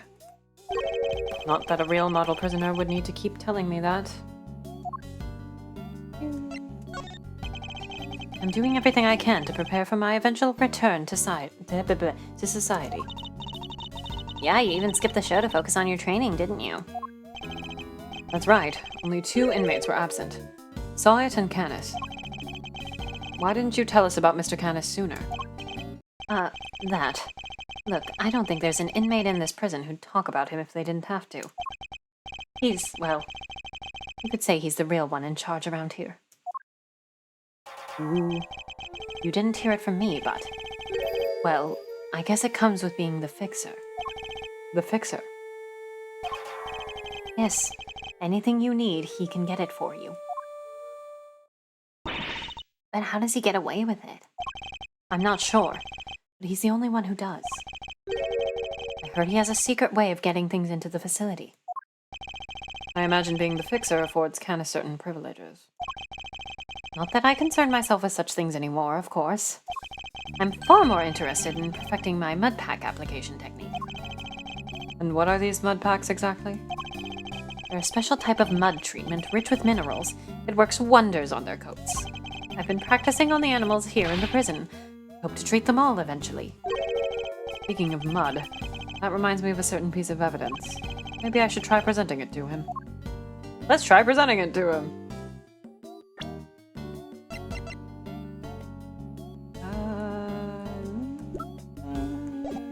Wait. We have to back out of it, that's why. Wait, no. Present? Present? Oh, T is present. There we go. That's the rubber glove I dropped. Would you care to explain why it's so dirty? Oh, of course. That's mud from one of the pet treatments I'd been practicing. I was giving one of the animals a mud pack right when the incident happened. I see. Around what time would this have been?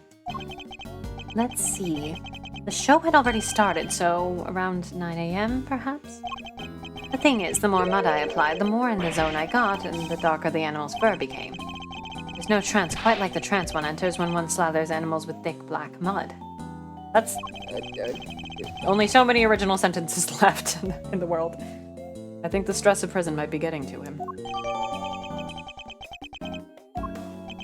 Of course, it's all thanks to the warden that we have access to such wonderful distractions. I'm eternally grateful, I truly am. Regina, darling, you put on the most splendid show for us yet again.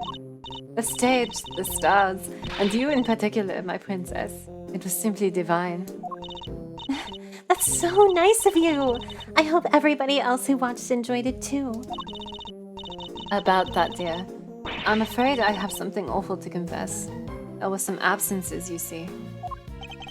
You must mean Canis inside. We were 3 members short. Unbelievable, I know. How will you ever forgive me? I'm sorry, but you're saying 3 inmates didn't attend the show? That's right, sweetie. I counted the seats myself. 1, 2, 3 no-shows. And I always make sure there are enough seats for everybody. But Mr. Edgeworth, that's not right, is it? Indeed. As far as we were aware, Mr. Canis and Mr. Sawit were the only ones not present. This doesn't add up. Literally. Who was the 3rd missing prisoner and what were they doing? It seems we need to investigate further. Oh, I was enjoying my chat with dear Regina so much, I almost forgot. The math ain't mathin', hi Nick. I must feed my little one. Little one? Oh, are we gonna see the... Yeah. Yikes. Hi. Alligator! You're looking as adorable as always, Ali, my sweet. Oh, she's so pretty! And what a cute name! Yes, Ali the alligator. Isn't she a darling? She's my favorite. Aren't you? Yes, you are. I'm so jealous! Can I pet her? Of course, princess, of course. She's so cute. Boy howdy, these two were made for one another. They look like they'll be busy for a while.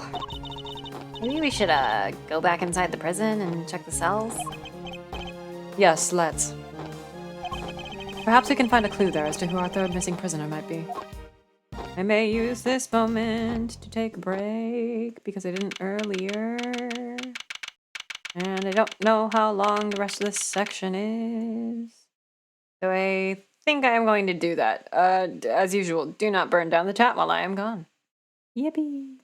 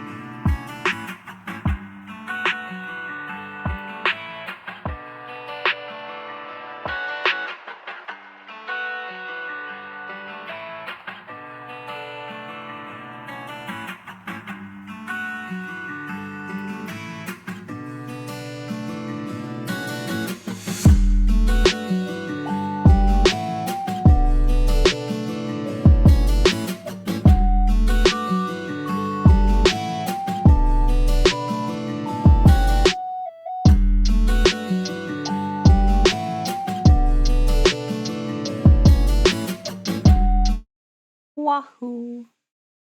I've returned. God, I want Long to come back. We had Long for all of 2 seconds. I would like him to return, please. Sir! Mr. Edgeworth, sir! Whew, finally caught up with you. Hi, Gumshoe. Gumshoe will suffice. We don't have any... If we don't have any Xilong Long, store-bought is just fine. Detective, you're not needed elsewhere? No, the judge and the kid aren't here yet. Oh, and I got your message. So you searched the victim's cell. Did you manage to turn anything up? Struck gold, sir. Well, blood anyway. It was right there on the floor. Only in tiny specks, though. But at least it's something. Yeah, it proves the holding cell was at the scene. Whoops, was the scene of the crime, right? Not quite. It proves a possibility, but it's not conclusive yet. I thought you'd say that, sir. Which is why I ordered some follow-up work. I asked for forensics to analyze the blood and see if it matches the victim's. They're on it as we speak. Gumshoe, I could kiss you on the mouth. Nice work, Gummy. You thought of everything. Detective, I must say I'm impressed. Did you hit your head or something? Fuck you! Stop being so mean to him! Gee, don't look so surprised, sir. I just hope things continue to go in our favor. You're so mean to him! How rude! After he did so good! He did so well! And this is how you this is how you this is how you show your respect? Don't be mean to the gummy bear! Alrighty, so that's proof that the murder happened in the detention center. And for our next trick, We'll find out how that dog got over there. Don't worry, you can leave that one to me. Until the kid and his chaperone get here, we got the whole prison to ourselves. Which is why I brought my secret weapons along. Secret weapons? That's right, a few tools of the trade that have helped me bust more than a few cases wide open.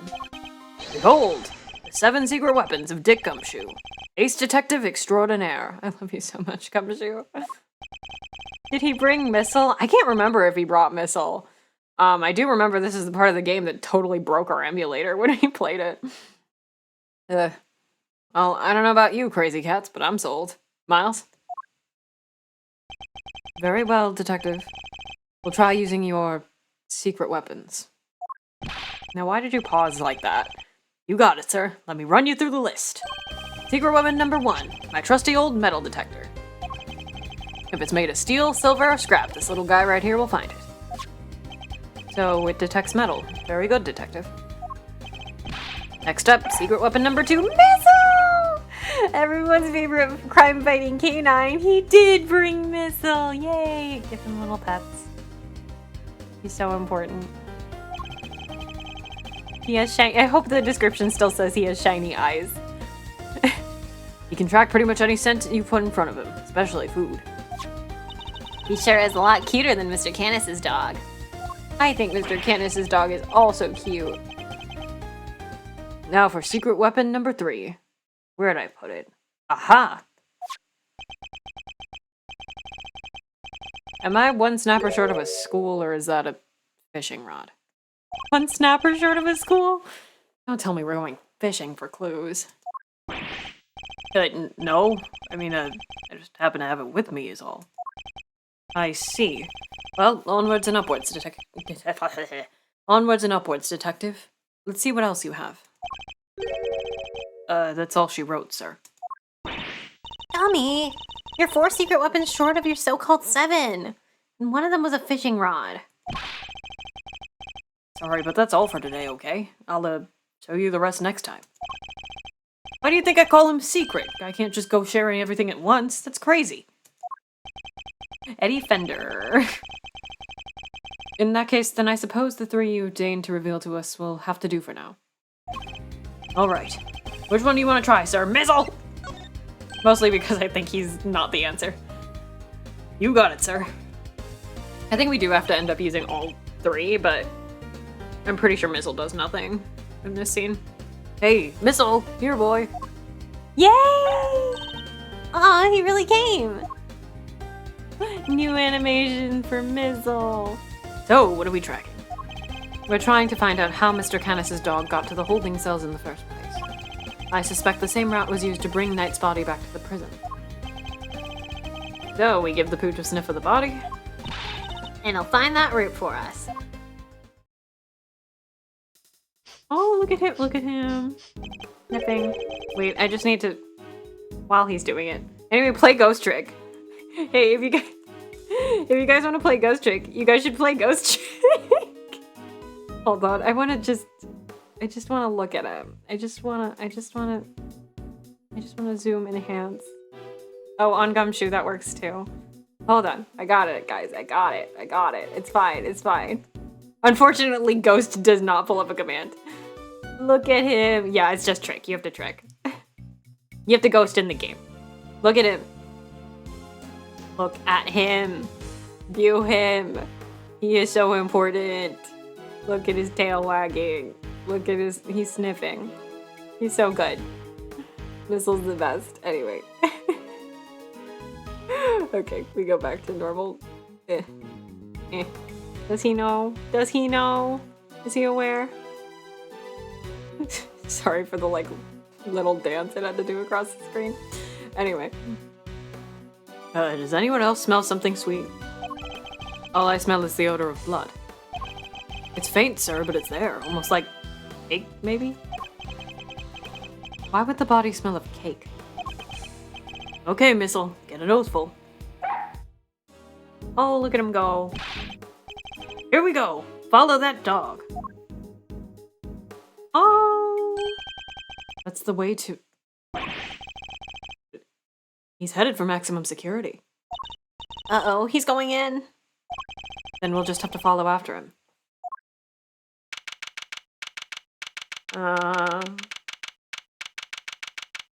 Maximum security. Oh, look at him go. He's a sleuth. This is Canis's cell, though the man himself is absent, it seems. Is he meeting with someone in the visitor's room? You think Missile's onto something? Shh, looks like maybe he is. Oh. Pork. Is there something here? Let's get to snooping, Mr. Edgeworth. Look, Mr. Edgeworth, that chisel on the floor is a bit smaller than the others. I'm no woodworker, but perhaps it's an all-purpose one that can be used in a pinch, regardless of the job. An all-purpose pocket chisel. Makes sense. Anyway, nice when your tools are useful and easy to carry. Is that your opinion as a thief? Nope, it's my opinion as a great thief. I walked into that one. Cookie? Rice cracker? Tea and rice crackers. Mr. Canis clearly doesn't lack for comforts. I can think of worse ways to spend my time in jail than drinking tea and playing chess. I thought this was maximum security, not maximum comfort. How come nobody else gets the special treatment? This too is the Great Ace Attorney. Hey, if you guys want to play the Great Ace Attorney, you should buy it off my Nexus. Complaining to me isn't going to help. Perhaps you could take it up with the man himself. Yikes, no thanks. Tea, rice crackers, no. Chessboard. Play the Great Ace Attorney.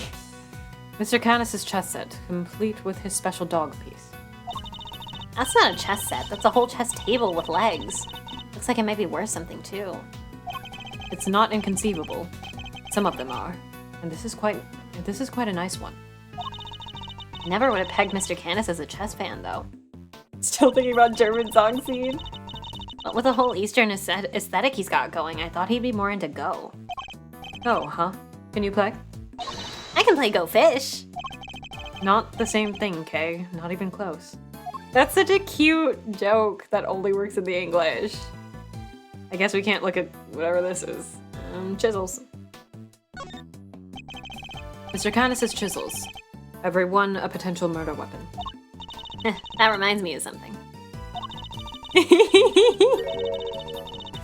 You can never make a joke while playing an Ace Attorney game because the game will then proceed to say the joke. The furrows in your brow. When you frown, it looks like somebody took a chisel to your forehead.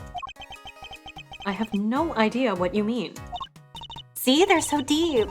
Don't tell me you don't see it, Mr. Wood Carving Face. Have you quite finished? Oh, work, work. What's the matter, boy? Wait, is cake what you were after? I forgot about the cake bit. I, like, completely forgot that was actually part of the investigation. Whoa, down, boy. Stop that. Work, work. Bow wow, wow, wow, wow, wow. No, you can't have it. Dogs can't eat chocolate, you know that. You won't behave, I'll just have to eat it myself. Not bad. That's some real outside the chocolate box thinking there. Not sure everybody agrees, though. Me, I wanted some. Daring of you both to assume the food in a prison is safe to eat. Well, daring or dumb. So anyway, it looks like it really was cake Missile was tracking. Talk about a waste of time. I suppose we got our just deserts again. That's the same typo twice in a row. In different games, too, I'm pretty sure. But the little guy's definitely capable, right? Sure he is. This was just a blip. Am I making it up, or is there like lighting affecting Gumshoe right now? Can't tell. Like he looks warmer than usual. Everybody does. Like everybody who's close to Canis' cell looks a little bit warmer. I may be making it up. I'll follow the right set this time, I promise. Seek, boy. There he goes. Oh, maybe the environment does affect them. That'd be cool. Bow wow, wow, wow, wow, wow. There is a lighting difference? Okay. I was like, it could be my monitor lying to me. Ooh, I think he's onto something. That's really neat that the lighting makes a difference. Again, like they don't ever have to do that. But it's neat. Whatever it is, it's in there. Mr. Carcerato's cell. We'll need to look inside. Detective, call the guard. Yes, sir. Do-do-do-do. Thank you, officer. A question before we begin. Is the prisoner, Mr. Carcerato, still in solitary? No, sir. He came back a little while ago. And he was here for the noon roll call. Guess he must be on work duty. Why am I doing Gumshoe's voice? Guess he must be on work duty someplace. I see. Now, if you would be so kind as to open his cell. Yes, sir. There's so much happening. So how many minutes do you think this timer is for, Mr. Edgeworth? Well, Mr. Carcerato is a boxer, so 3 minutes would be my assumption. Same as the length of a round in boxing. Thanks for playing, but the correct answer is kinda maybe about 2 minutes. Why? Because there's a crack in it, and a bit of the sand spilled out. Okay. Why does it hurt so much when she's right?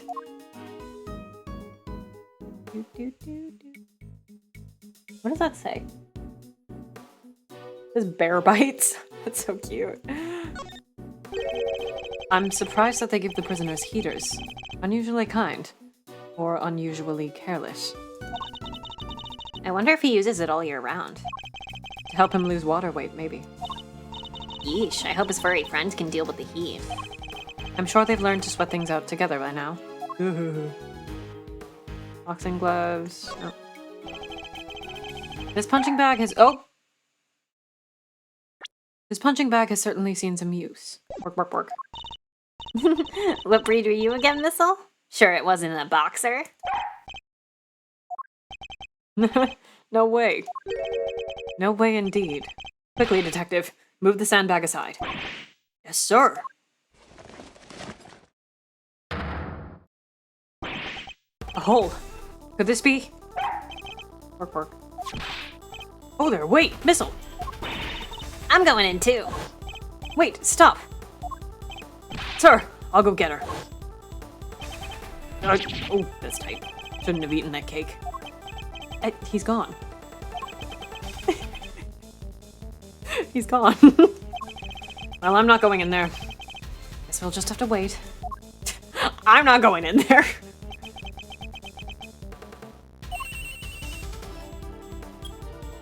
Hello? Kay, are you alright? You're not gonna believe this, but we're in the detention center. The detention center? That hole, it's a tunnel that leads right into Mr. Knight's cell. What? Don't go anywhere, I'm on my way.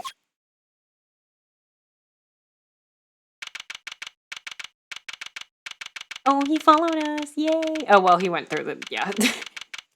He's still here, he's so bouncy. Okay. Hey there, Mr. Edgeworth. Guess you could say we made a breakthrough. Quite. At least they came out unscathed, I think.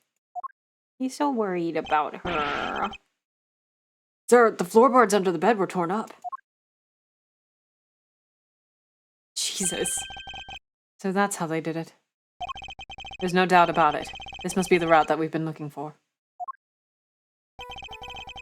The corridor connecting the detention center and the prison is locked down by heavy security doors. But with the help of this tunnel, it can be circumvented.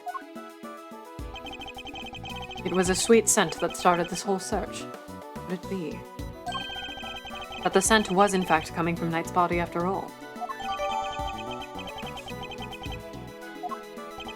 Incidentally, Knight's body was covered in dirt. Dirt that might have come from being dragged through this tunnel. Okay, what was it like down there? Well, it was pitch black, so I couldn't see a whole lot. Luckily, my camera has a flash, so I took some pictures. Then let's see what you've captured. That's horrifying to look at. Look at that. Spoons, a fork. Guess these were for digging the tunnel. He Shawshanked it. That aside, are those footprints? Paw prints, even. From a dog, perhaps. This, too, is the Hound of the Baskervilles. This is a vital piece of evidence. However, it begs something of a question. It does? Mr. Carcerado has certainly been making use of this tunnel, which means...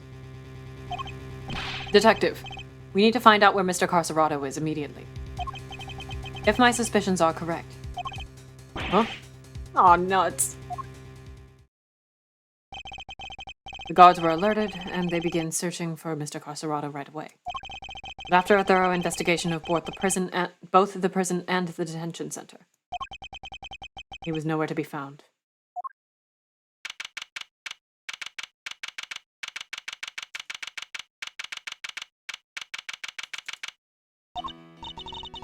Well, have the police been notified? Yes, ma'am. We just finished liaising with them a moment ago. They set up a cordon around the entire facility. Good. The first blemish on a prison's spotless reputation is always the ugliest. It won't happen again, ma'am. Rather different Warden Lagarde to the one we've seen so far. Mr. Edgeworth, was it? I really can't thank you enough for finding that tunnel, darling. Sadly, it may have been a little too late. It seems he might have already left the building. I'd say that's unlikely, Warden. After all, there's a security gate at the exit to the detention center. You're not suggesting he simply walked through it. What's to say there was only one tunnel, sweetie, I suppose that's true. Well, whatever the case, this is no time to be standing around chit-chatting. Mr. Edgeworth, would you mind continuing with your investigation? It would be my pleasure. And you three can get back to your posts. Yes, ma'am. Detective, the results of the blood test just came back from the lab. Thanks, pal. Let's see what they have to tell us about the blood found in Knight's cell. What does it say, Mr. Edgeworth? They've identified the blood, and it's Knight's. Yeah! Nice job, everybody. Teamwork makes the dream work, huh? We got Knight's blood in his holding cell, a tunnel a dog clearly went through, and security footage showing Knight being attacked by the dog in his cell. Case closed. We have all the evidence we need. Let's see what Mr. Canis has to say for himself. Canis? Oh, darlings, are you sure? Do be careful around him, won't you? He's as well connected on the outside as he is in here. I suppose he would have to be. How else would the so-called fixer stay in business? The police have been trying to track down his accomplices for the longest time. Even I've had to lend them a hand myself, you know. So that's what that was all about. You still not talking, ma'am? Even with the evidence you borrowed from the precinct? No. And I've tried so many times I've lost count. What am I supposed to do? I can't send in a blank report. I guess a killer for hire was always going to be a tough nut to crack. You borrowed evidence from the police to help with your investigation, is that correct? Why, yes, sweetie. Everything related to Canis is with me now. Heaven knows how many times I've hauled the secretive scoundrel into my office to talk to me. But no matter what I say or how much evidence I present him with, he simply won't say a word. The prison warden conducting interrogations herself. That's irregular, to say the least. Let your guard down and he'll devour you whole. Be careful, darlings. You have been warned. Ooh-wee. And here I thought things couldn't get any spicier. God, that animation is so good.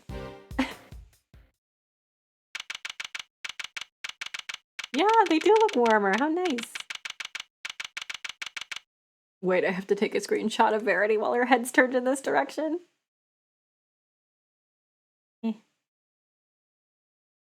For wig purposes. Judge Gavel, I didn't expect to find you here. We have been conducting inquiries, which, given that we are in charge of the investigation, is hardly strange. What is strange is that you were still here, Mr. Edgeworth. I gave you a warning, did I not? Nick, were you here last stream when she showed up and was freaky as hell?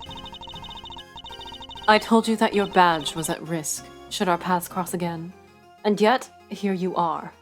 Oh, she's so much scarier in the official localization. I'm sorry that you thought that I might be so easily discouraged, Your Honor. She's so scary. But I am not about to let the truth slip from my grasp, no matter what you or the committee might say.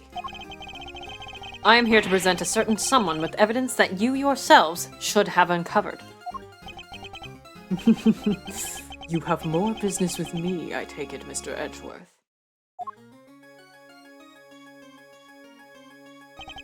I do.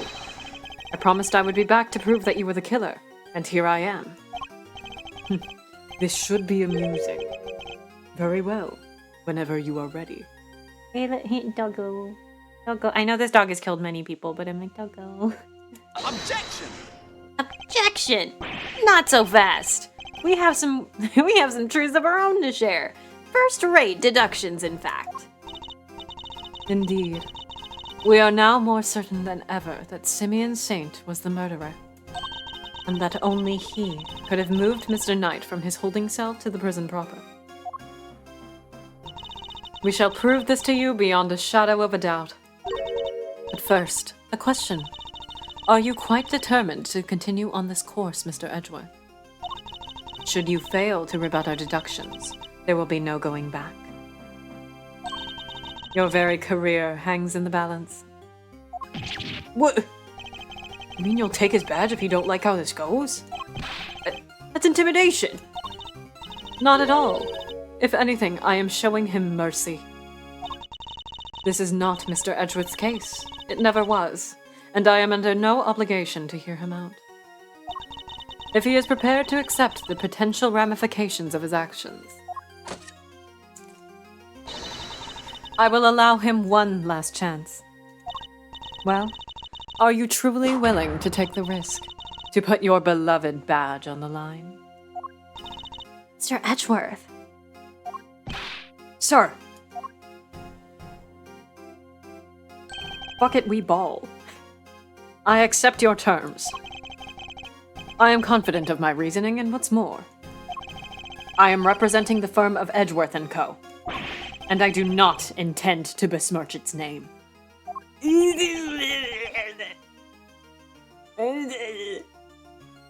hear him! My duty will be done, and I will not be intimidated. Very well. Let us see whether you are brave or simply reckless. By the power vested in me by the almighty goddess of justice, let this judgment commence. Eustace, if you will allow me. Fine by me. He's all yours, Gavel. Yeah, let's fucking go. Let's fucking go. You are aware of the incident involving Mr. Knight the day before yesterday, I assume? He assaulted an innocent guard and stole his keys. Later, in the middle of moving a large animal cage, Mr. Saint stopped by Mr. Knight's cell for a little visit. That's when Mr. Knight stole out of his cell using the keys he'd stolen. Good God, the voice that I'm doing is Rhea.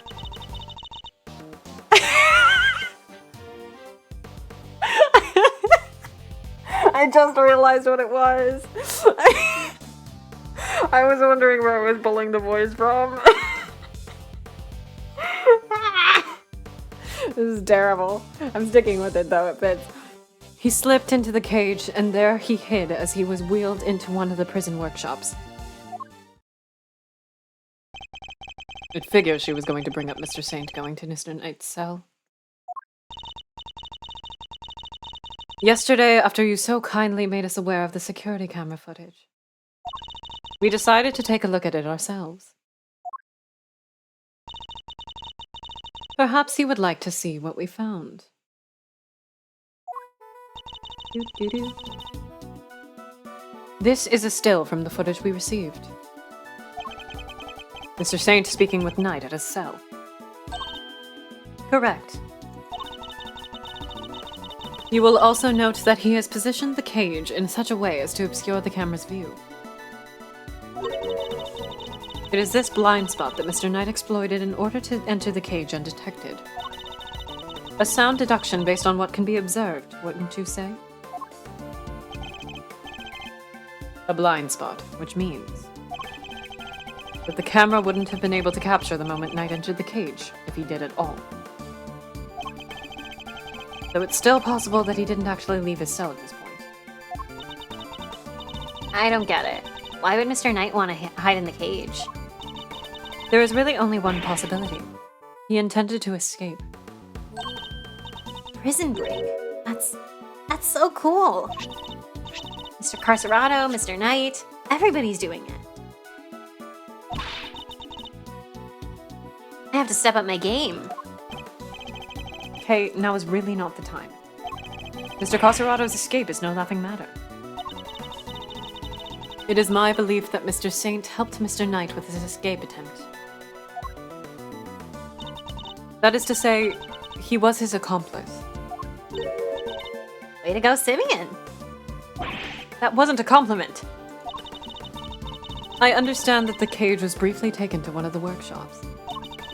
I imagine that had things gone to plan, Mr. Knight would have remained in the cage until after the show, and then removed from the premises along with the rest of the circus's equipment. Unfortunately for Mr. Knight, Mr. Saint had other ideas. He killed his friend in cold blood. Judge Gavel's argument seems reasonable. But there must be a fault in our logic somewhere, and I'm going to find it. Yay! Hold it! Your Honor, about this incident. You have heard about it, of course. Surely any attorney worth his salt would have his sources. Yes, I am aware of it, of course. I simply wish to confirm... Then you are wasting both our time. Shall we continue? No, go back. Go back. Hold it! Do you have any proof that Knight stole the keys? I can think of no other reason for him to carry out such a brutal attack. Once the guard he assaulted regains consciousness, I am sure he will confirm our suspicions. I wouldn't be so sure. Perhaps I should press her further on her reasoning. Press further! Sorry, but I believe there's a flaw in your reasoning. I don't personally know what it is, but I'm gonna go with it. If Knight had the keys, there was nothing to stop him from leaving whenever he wanted. That's the answer. Why wait for Mr. Saint? There was no need, surely. He chose the option he deemed most likely to succeed. He stole the keys and then hid them somewhere. Then waited for an opportune moment to present itself. He hid the keys. I'm afraid he might have made an uncharacteristic oversight, Your Honor. But Knight wasn't hiding any keys. That has been proven already.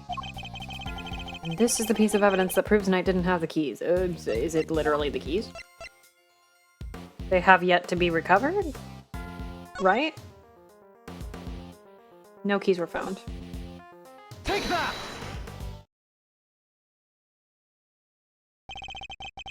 Since you know about the incident, I assume you must already know this, but...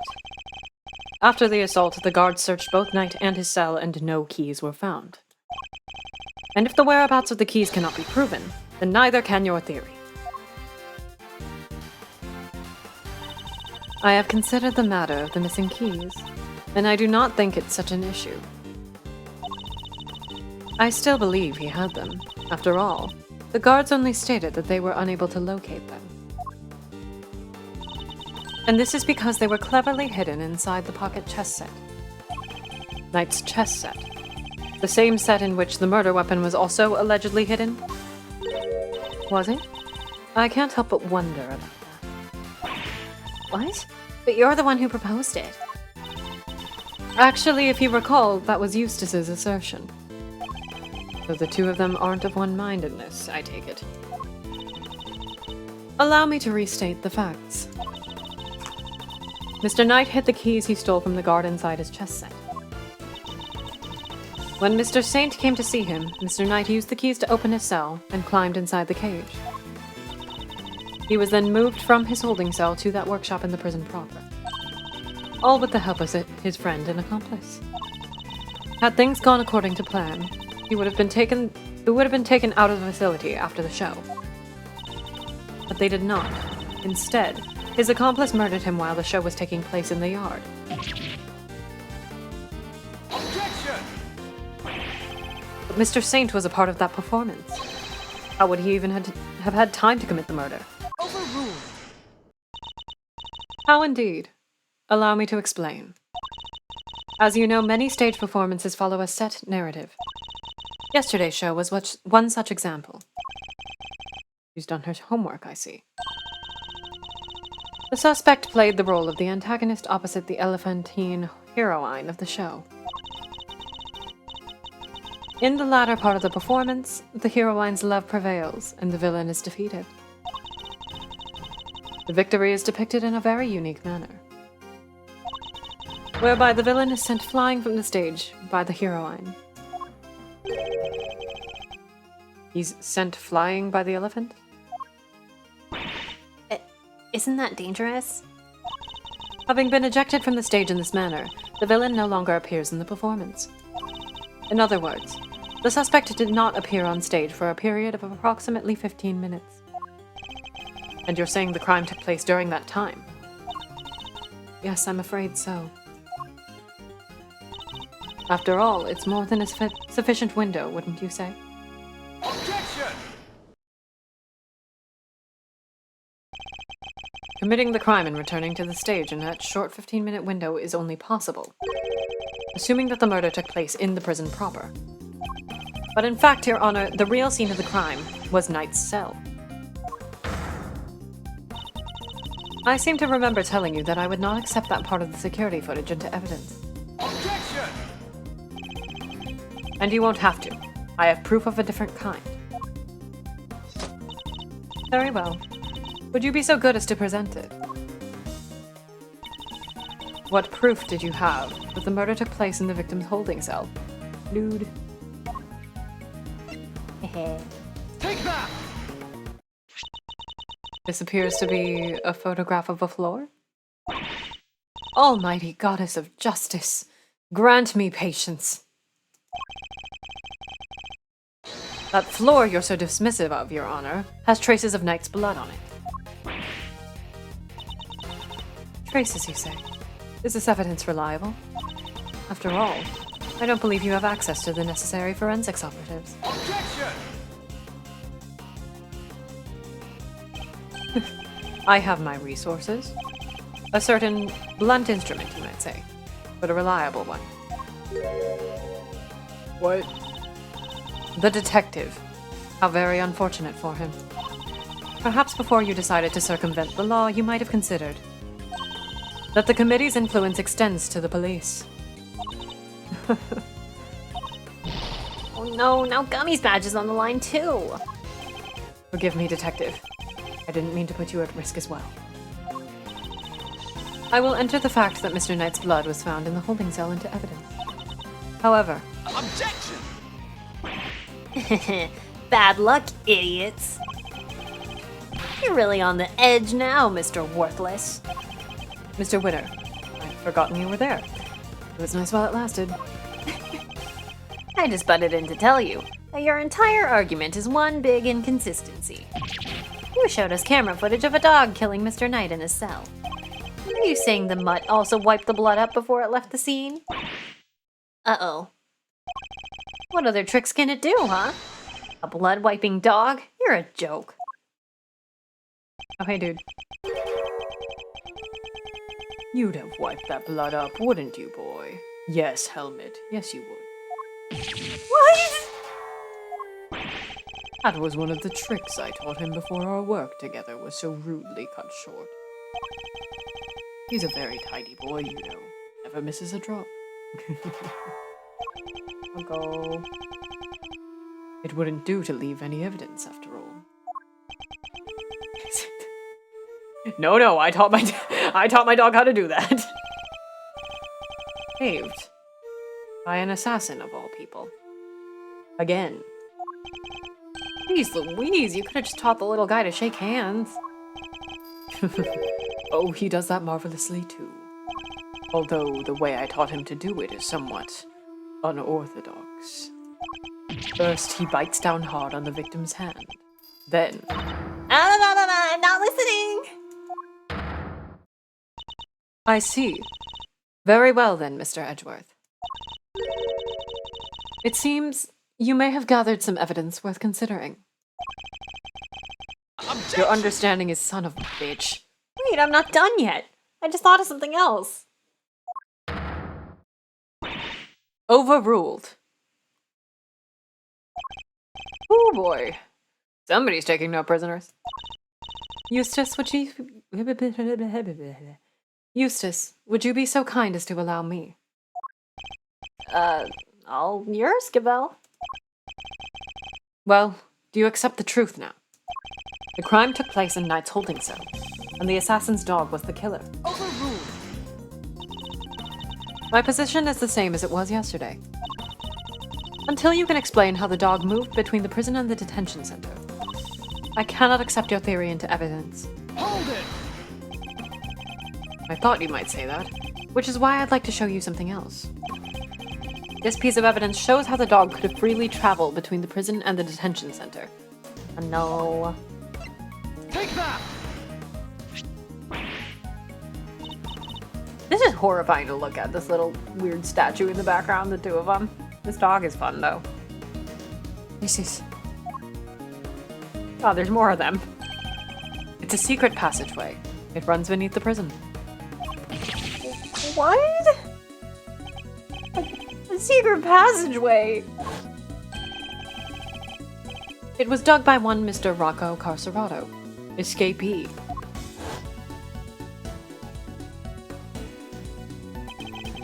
It leads from his prison cell to a certain holding cell in the detention center. Yes, the very one where the victim was being held. Well, this is certainly a surprise. To think that it was beneath our feet this entire time. Literally. Mr. Canis, you knew of this tunnel, didn't you? Because it's the same tunnel that was used to carry out the murder. Overruled. Overruled. In the name of the goddess of justice. Overruled, Mr. Edgeworth. You are out of line. Hold it! How so, Your Honor? Overruled. Evidence is everything. Whether in a court of law or at the scene of an investigation. You Isn't that your little catchphrase? Oof. Well, it just so happens that I have some evidence of my own. Bronco Knight's autopsy report. His autopsy report? When did we get that? How do you not know you had it? The police handed it to me only a short while ago. The findings are still preliminary, but it has something of value to tell us nonetheless. The goddess of justice speaks to us through these pages, Mr. Edgeworth. Cause of death: stab wound to the throat, and the weapon is said to be a sharp blade of some sort. It seems the victim was stabbed repeatedly in the same spot, resulting in an ugly wound. As such, the police have yet to identify the exact shape of the weapon, but its overall nature seems to be beyond question. It is a bladed metal instrument.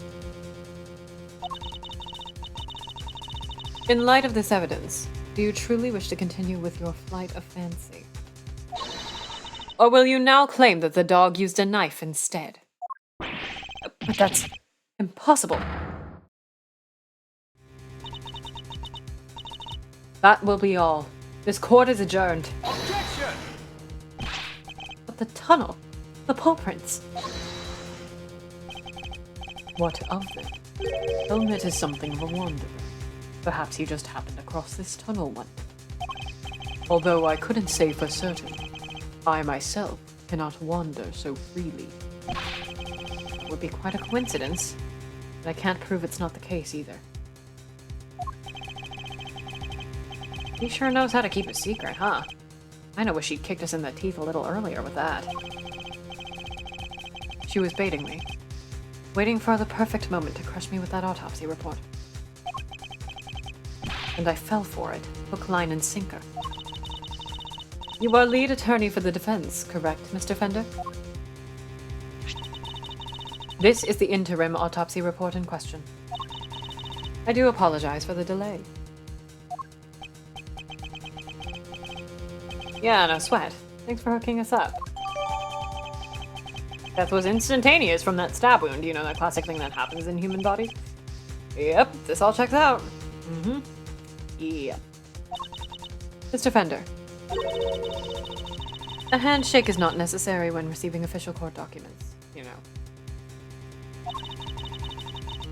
So please feel free to let go of my hand. It is not a holy relic, after all. I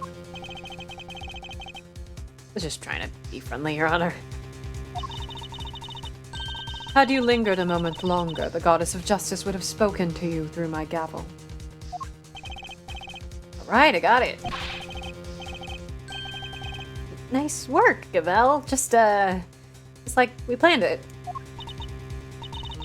I did only as you instructed, Eustace. But thank you. This report came from the police. I have no choice but to accept its legitimacy. But if the dog didn't kill Knight, then that takes Canis out of the running. The goddess of justice speaks to me, Mr. Edgeworth, and she is merciful. She tells me that you might yet keep your badge if you will finally abandon this fruitless quest. What's our move, sir? I think she really means it this time. What do you think, Detective? My answer remains the same, Judge Gavel. And I will see my duty done, and I will not be intimidated. Even with how things stand, you still refuse to concede. This may very well be your last chance. Your badge hangs by a thread. And let it fall if it must. I have something far more important to protect as an associate attorney. My client. The goddess of justice is no doubt saddened by your refusal to accept yet another offer of mercy.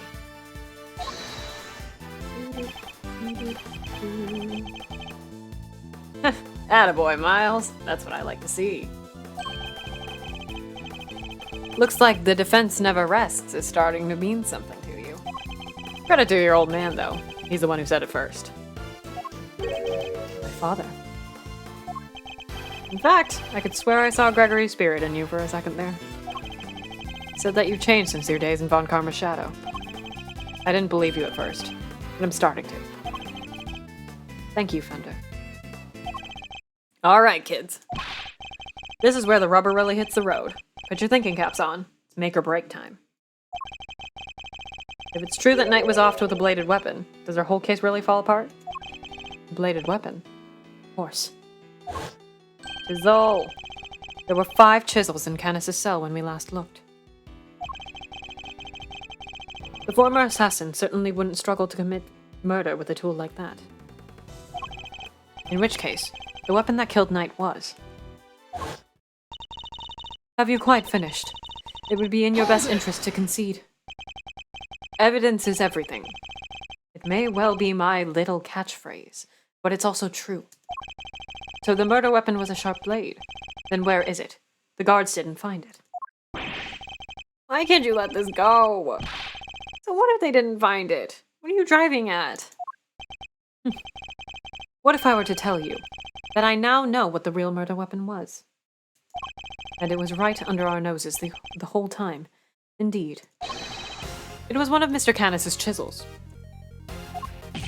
What? Overruled. I would advise you to stop bombarding us with your irresponsible, half-baked theories, Mr. Edgeworth.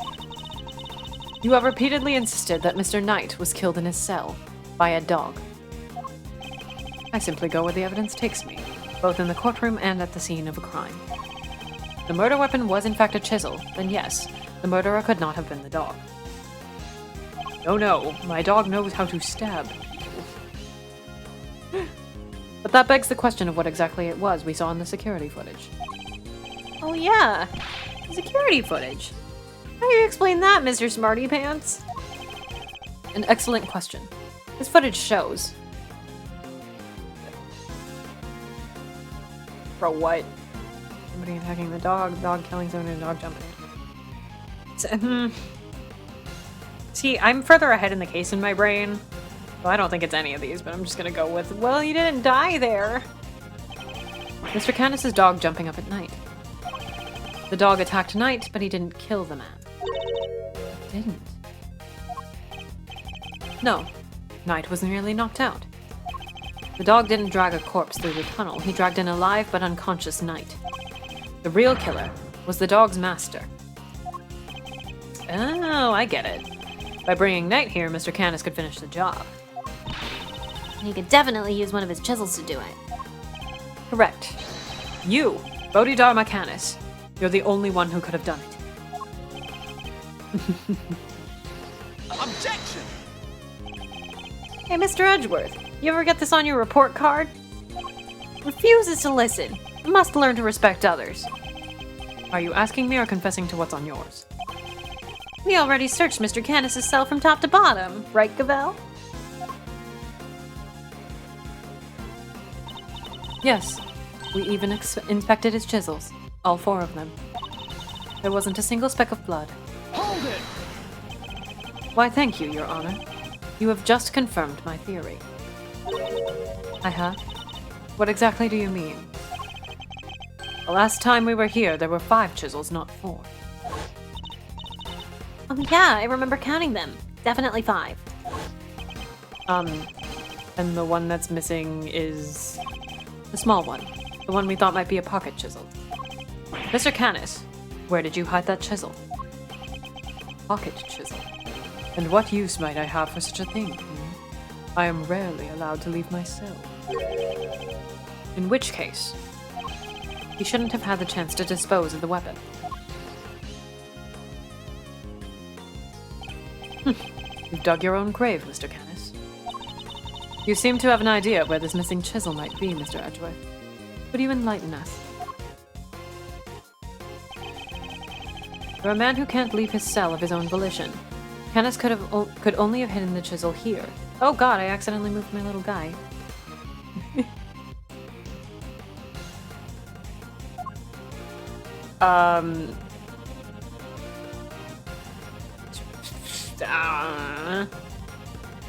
Take that! Mr. Canis is still a prisoner despite the comfort he enjoys. He is rarely allowed out of his cell.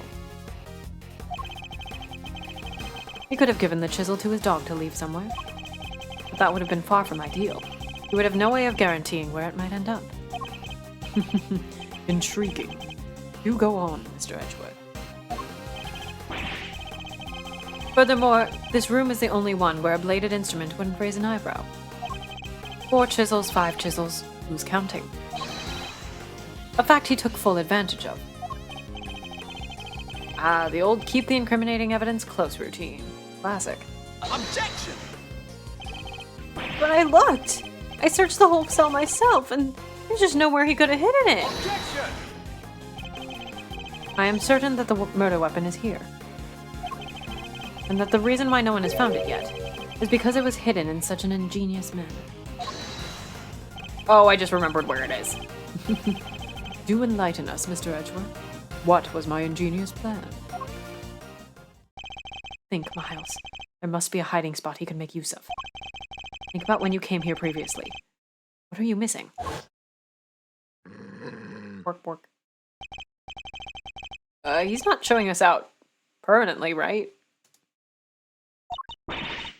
Let's get out of here. Come on.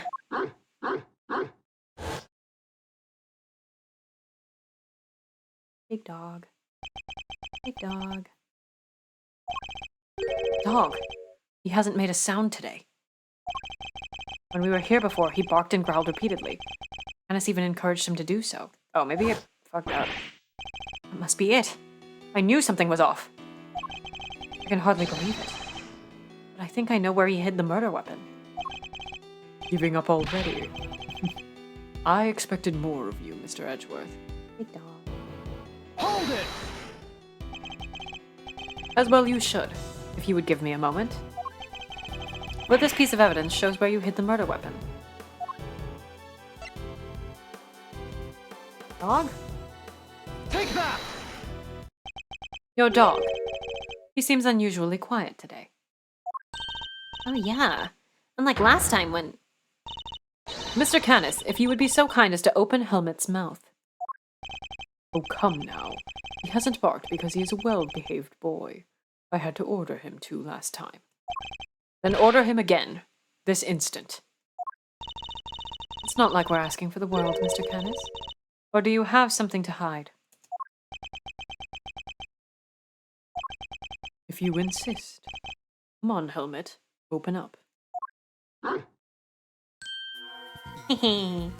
Dog. And there we have it. A chisel that was small. Oh, blah, blah, blah. Chisel that small was easy enough for a dog of this size to. What? A chisel in the dog? Why is there a chisel in the dog? I thought he'd been strangely quiet. I guess his brain has finally caught up. Oh, Eustace. Eustace. Why don't you be a good boy and call forensics? Tell them it's urgent. Okay.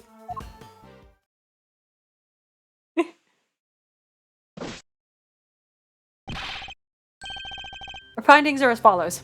Traces of blood were detected on the chisel. What? Me too, Eustace. Why is there a chisel in the dog? Not such a half-baked theory after all, was it?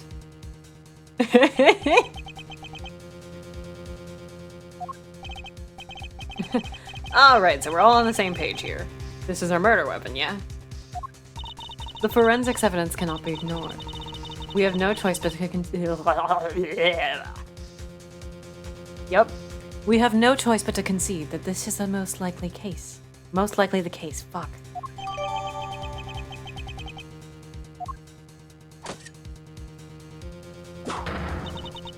Mr. Canis, in light of this... I'm doing great. The soul of Cosimo is Zogi possessing me in this moment. In light of the discovery of the murder weapon, the court demands that you explain yourself. We found the route your dog took to the holding cells, and now we have the chisel. How do you propose to talk your way out of this one? You never fail to entertain, Mr. Edgeworth.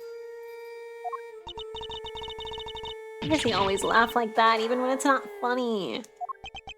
Poor Helmet. How could they suspect us? I love that his name is literally Helmut. Big dog. Oh, his ear! Wait! I didn't notice that. His ear is like wiggling. You leave me little choice. I shall simply have to share with you the truth. I did not kill anyone. I have grown tired of killing. Something's not right. Why is he so calm? Very well. The court will hear Mr. Canis's testimony. Guys, I'm gonna be so real with y'all. I don't remember who the killer is in this case. At all. I have, like, 3 possible ideas based on how they connect to, like, later plot. I don't remember who did it. I think I remember, though. But I think, like, I think I remembered right now. Every other time I've been playing this case, I've been operating on, like, the wrong assumption. If you would be so kind. Gladly. I don't think it's Canis, though. I do think somebody else did it. Perhaps you might begin by explaining what you believe my motive to have been. I don't know, for fun. I never knew this knight. I had no contact with him. That's a lie. No connection whatsoever. Given that this is the case, why would I possibly wish him dead? Ah, could it be you are suggesting that it was my canine companion who had the motive instead? I have to hiccup. Helmet only bears his fangs when I tell him. I love this guy. He's fun. I am not so bloodthirsty that I would kill a man I did not know. I mean, when he puts it that way. An assassin who only kills his acquaintances. Not the soundest business model, I agree. My work required me to deal with strangers, of course, but murder for its own sake, that's not my style. So I need to prove a link between Knight and Canis. I have that! Tee-hee. I should go over the evidence again and see what I can discover. I don't need to.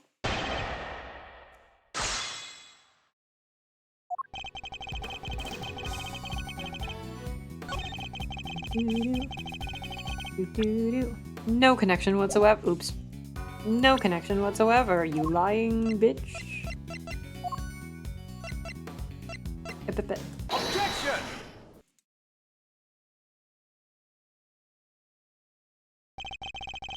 You're getting sloppy, Mr. Canis. You may have trained your dog to clean up your mess, but some things still require a human touch. We found this in the victim's room. It's the record of a game of correspondence chess. What's more, the game depicted matches the game laid out on your board. His wiggly ear. The number of possible games has been calculated to be 10 to the power of 120, and that's on the low end. You would probably say 120. Wait, so that's 10 times 10, 120 times over, right? 100, 1000. I give up. I mean, what do you even call a number that big? A vanishingly unlikely coincidence, that's what. Now, tell us why you killed tonight. Unless, that is, you would prefer to explain the coincidence.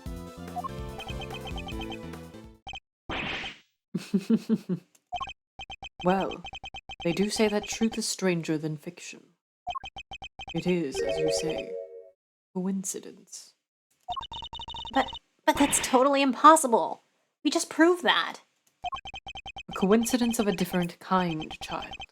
I never imagined my correspondent was the victim, you see. And yet here we are. Helmet is as surprised as I am. Aren't you, Helmet? Yes, yes.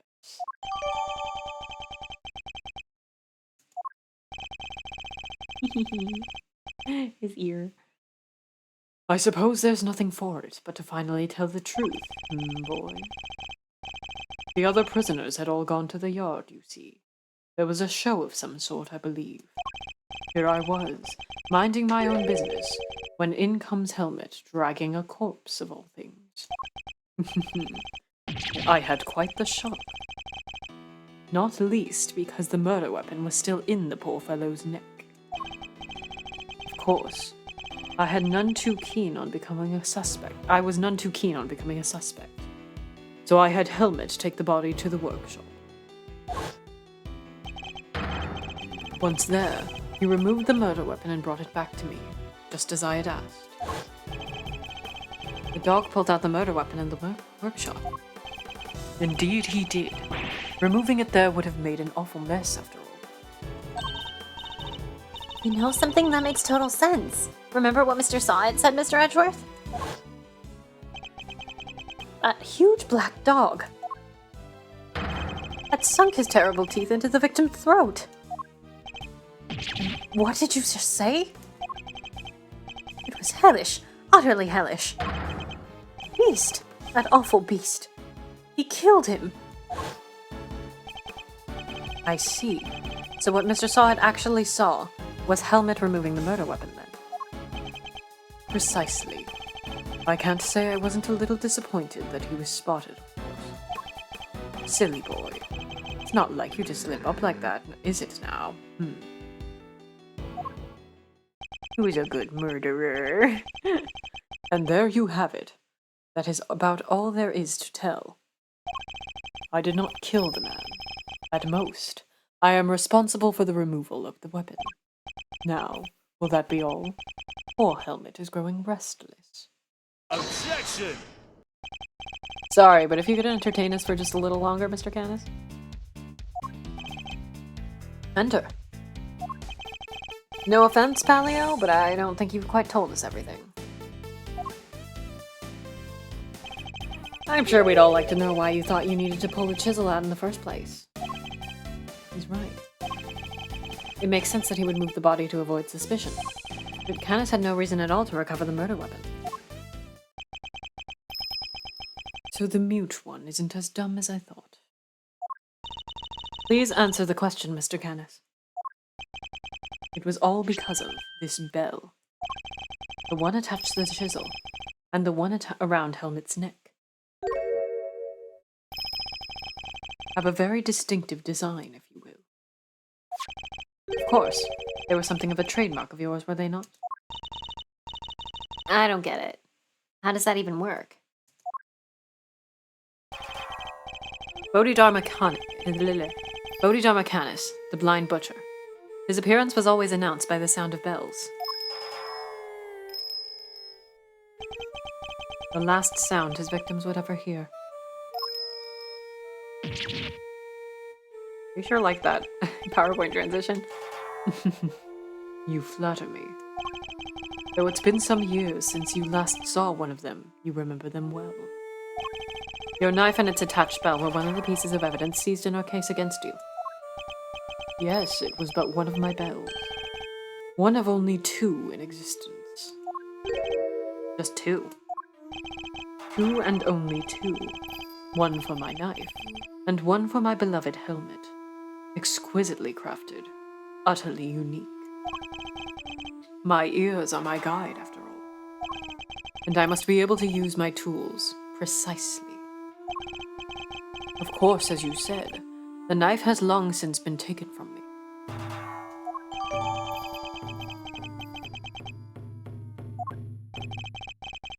When Helmet brought the body to my cell, I was rather surprised to hear a familiar sound. At first, I was sure that my knife had been used to do the deed. But no, a chisel, an ordinary chisel. It's certainly no assassin's blade. Nonetheless, the bell would have suggested my involvement. Compounding the matter is the fact that I am the only person in this prison permitted to use such tools. It was clear that I would become the prime suspect. And so, the chisel had to be removed and hidden. Hold it! You still claim that all you did was have your dog move the body, that you had nothing to do with the killing. How could I? I told you. The chisel is not mine. You need not take my word, Mr. Edgeworth. Why not have it checked for fingerprints?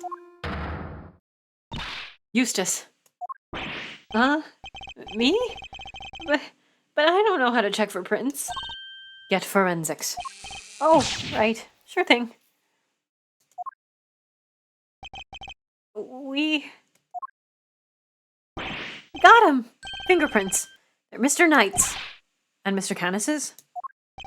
Nope. Just Mr. Knight's. Oh, and forensics said there's no sign of any prints having been wiped off. Only Knight's fingerprints. This isn't good. I get them to check again? Now do you see? I have never so much as touched that chisel. Helmet carried it in his mouth. That is all. Therefore, any prints must belong to whoever had it last. Ugh. So the murder weapon belonged to the victim. Ooh, that's not helpful. As I said, I have not touched the chisel. Therefore, I cannot be the killer. Or do you wish to suggest otherwise? Ugh. I've got nothing to counter with. But what could it mean? Is he not the killer after all? Is he actually telling the truth? No, he can't be. I am sure this goes without saying, Mr. Edgeworth. But if you do not find a solution to your current predicament, and quickly, I will have little choice but to relieve you of your badge. Even my patience has a limit, and I will not tolerate you throwing this investigation into chaos. You've done it now, sir. She's serious. I hate to admit it, but fingerprints turn everything on its head. Without more evidence, I'm back to square one. Wait, something doesn't add up. A few things, actually. What would Mr. Knight have needed a chisel for? You can do a lot with a chisel, child. Ugh. I have to rub my eye. Hold on. Break out of prison, for one. Alright, then how did he get it in here? There's no way the guards would let him bring a super sharp tool in with him, right, Mr. Edgeworth? Hey, Earth to Mr. Edgeworth.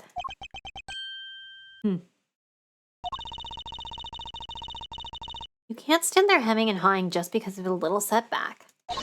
The important thing is finding the truth, you know? Doesn't matter how we get there. As long as we save Simeon in the end. We can't give up now, or ever. Yeah, what she said.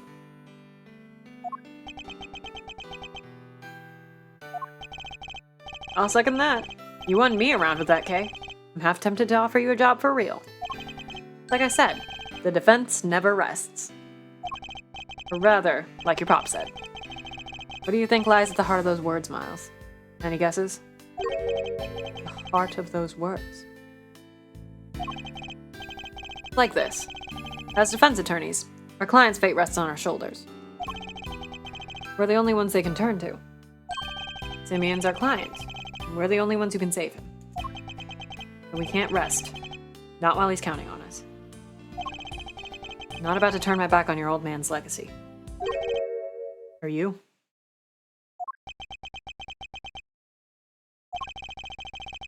I'm an associate with the defense now. No. I'm an associate with my father's firm. That's the role I have chosen. And that means that if I fail to save my client, I have failed in my duties. I will honor my father's vision and save Simeon Saint. No matter what setbacks I face, I cannot admit defeat. If one path is blocked, I must simply find another. There we go. That's the Miles Edgeworth I know. Now let's find that new path forward. We can start by trying to figure out how Mr. Knight brought that chisel into the prison. Right. How would Knight have managed to bring a chisel in here? Aha! Fool. Usually, it wouldn't be possible to bring a metal object into this facility undetected. Because of the security gates, right? Correct. But we already know that but we already know that checks at one of the gates haven't been entirely thorough of late. Namely, the entrance to the gate at the entrance to the detention center.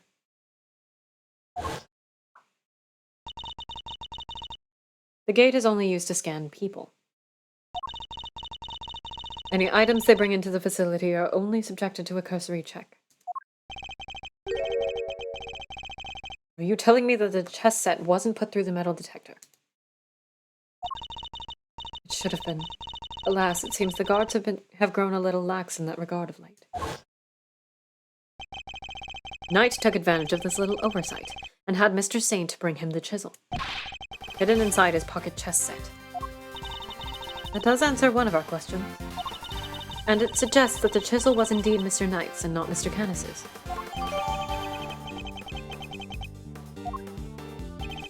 However, we still have one rather pressing problem to address. That of the security footage in which Knight is attacked by a dog. How does one explain it if Mr. Canis was not the culprit? But then, how do you explain his prints not being on the murder weapon? This one's a real three-piper. Ah, Sherlock Holmes reference. The court, too, finds itself wanting for a satisfactory explanation. Wait, sir. I think it might be time to show you another one of my secret weapons. Introducing secret weapon number 4, Lil V. What sort of a name is that, detective? I came up with it myself, sir. Anyway, you can use it to analyze the video footage. An excellent idea. Perhaps then you might finally see that I am telling the truth. Who knows if there's anything to be found? But it has to be worth a try. We get 2 Sherlock Holmes references. I'm trying to remember if Three Pipe Problem is a Hound of the Baskervilles reference in this moment. I feel like it might be. Alright, want me to talk you through how to use it, sir? Gonna Google it. Seeing as I'm not familiar with this video analysis, yeah, I don't remember how to use it. If you could run me through its functions, detective, that would be most appreciated. Ah, fuck. Hold on. What did he say? Yes, sir. Basically, you just gotta do what you always do. Examine anything that catches your eye. I can examine things with T, I see.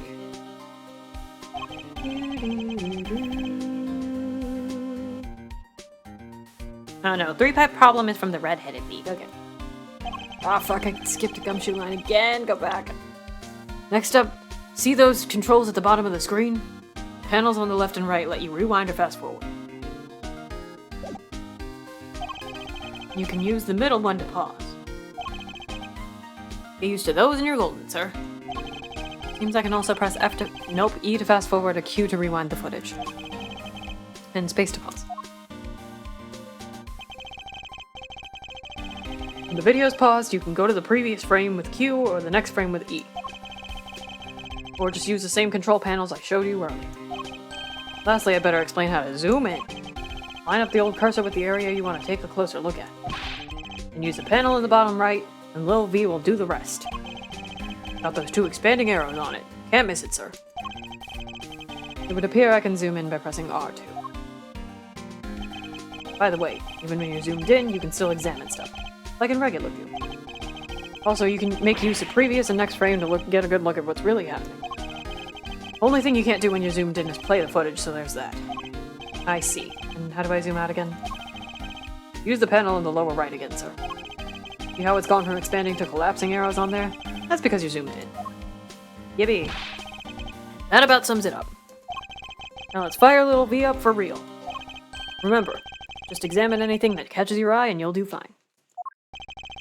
The footage from Knight's holding cell. Other than the victim being attacked by that dog, I can't see what else it might show us. But suppose we're wrong. What could we be looking at instead? Could the person in the footage be someone other than Knight? And if so, could whatever's attacking them be something else too? Totally is. I should keep both questions in my mind while reviewing the footage. Never know what you're gonna see once you start looking at things up close. The message is said before disaster. Check every detail, sir. You'll find something, I'm sure. Footage seems odd. Okay, I'm gonna go frame by frame because that's... Never mind, it's going to take forever. Jesus Christ, it's terrifying to look at.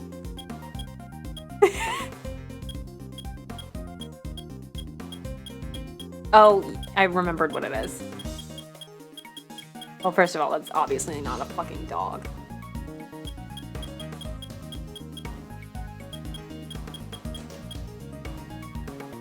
Yeah, move over there. Oh, I probably should have zoomed in. I must be seeing things. I should take another look. And if nothing seems off at first glance, zooming in might help. The devil is in the details, after all. Oh my god, it makes me start over? Oh no, it doesn't. Okay. Zoom. Enhance. Not a fucking dog. Wait, actually, can I zoom in a little bit better than that? Or no? No, I cannot.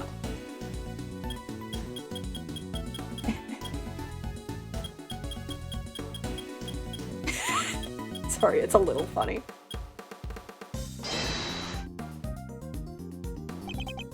Ah!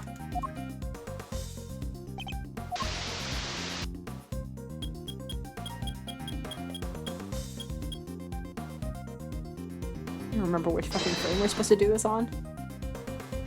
Damn it! Why does it play this fucking animation the entire time? Okay. Ah! There we go.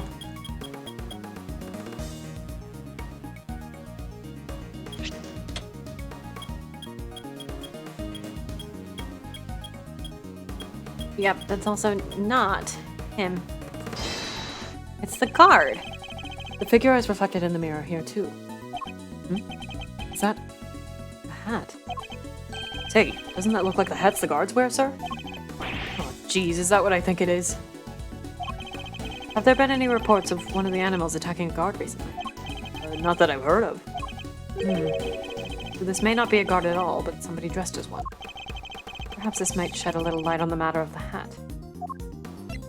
I mean, personally, I would have gone with, oh, the guard that got attacked and is currently unconscious, but sure, it's this. So, no guards have been reported being attacked by an animal as far as we know. But we did hear about a guard's spare uniform being stolen. Could the person in the security footage perhaps be someone disguised as a guard? Someone attempting to escape without being noticed? Also, that was clearly the fucking bear. Guard disguise? Guess it might work. Wait, were we just talking about someone? We were indeed. Someone who seems to have successfully made his escape. I remember the bit. I remember the bit. The person in the footage isn't Knight. And the creature may not be a dog either. Right, sir. Let's zoom in and check. Okay, now we can say it's the bear.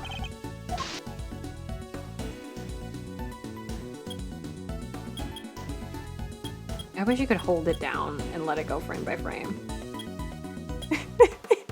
it goes so fast, it's so funny.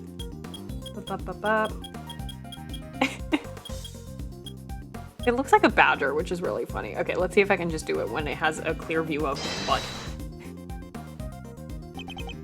Now!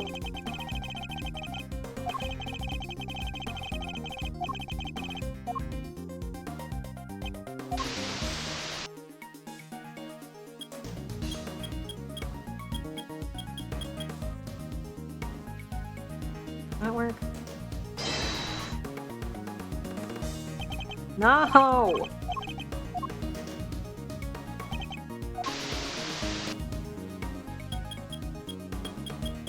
I may have to go with the reflection again. I may have to animate this. Come on. Come back over here. Frame by frame, let's keep going. Actually, play again.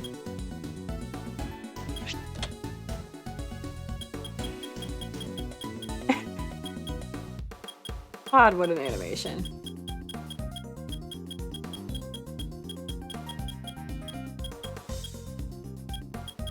Come on. Jesus Christ. We just never get a clear image of it. Okay, I'll let it play again.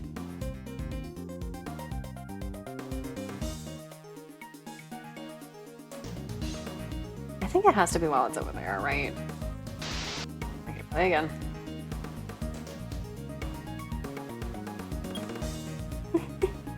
Actually, can I just zoom in on this? Oh yeah, you can! Oh, cute.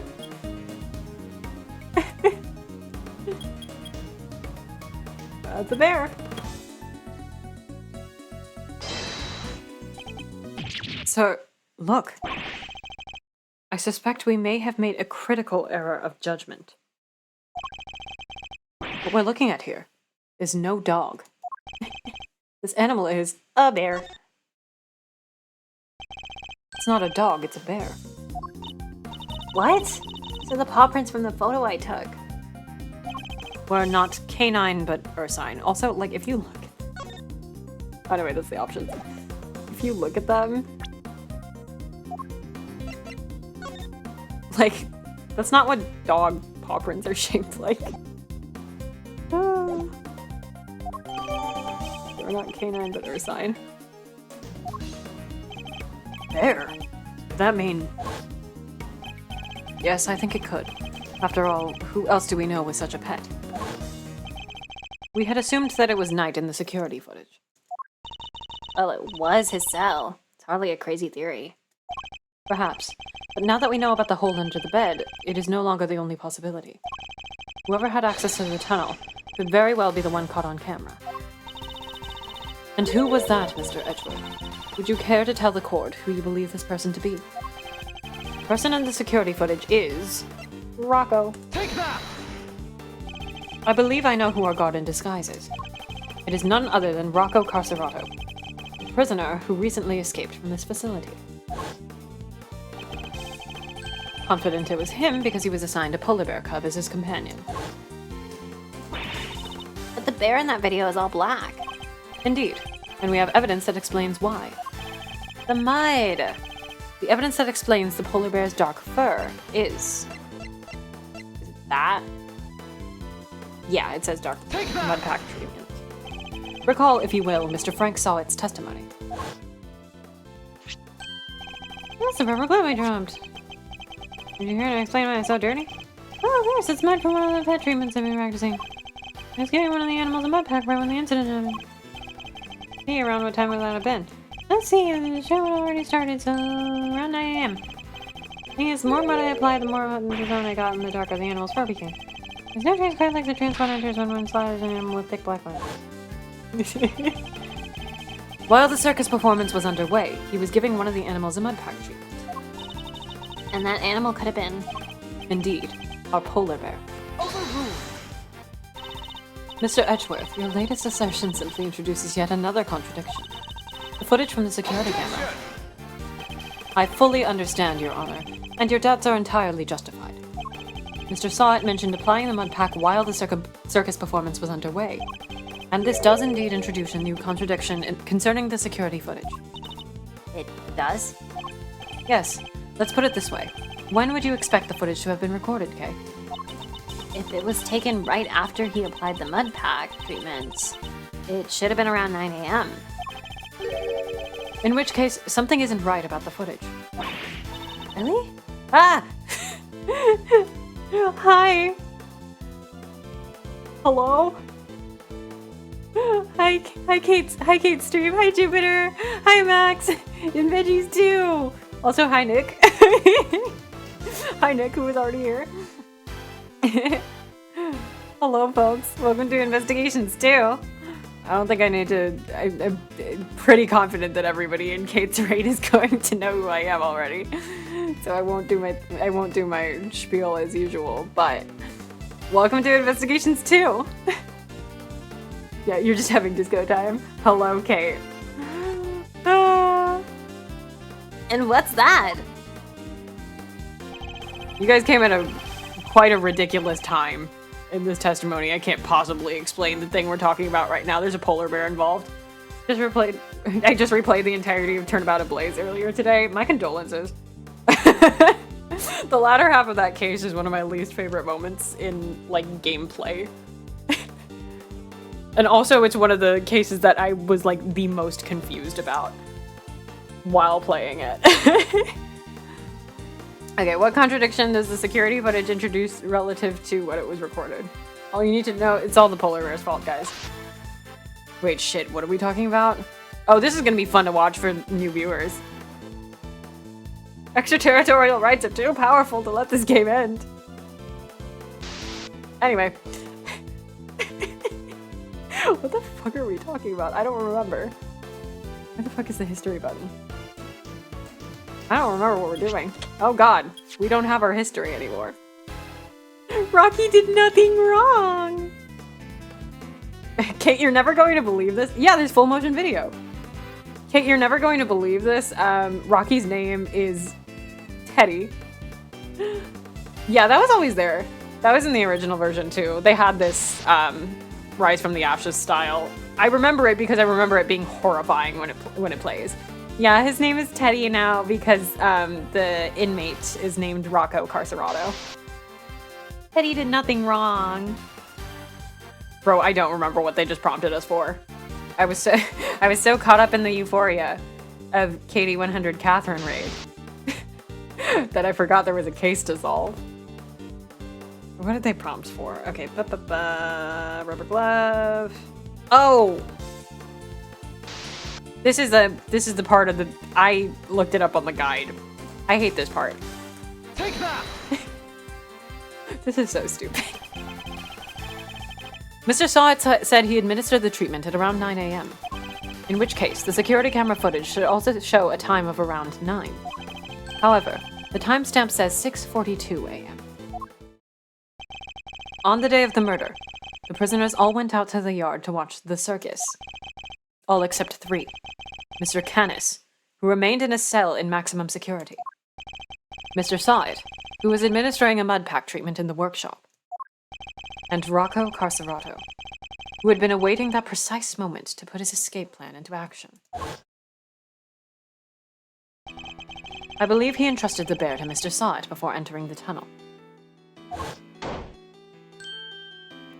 Oh, little bear! Oh! No! And the bear then slipped out of Mr. Sawit's grasp to run after its human. It's human, oh.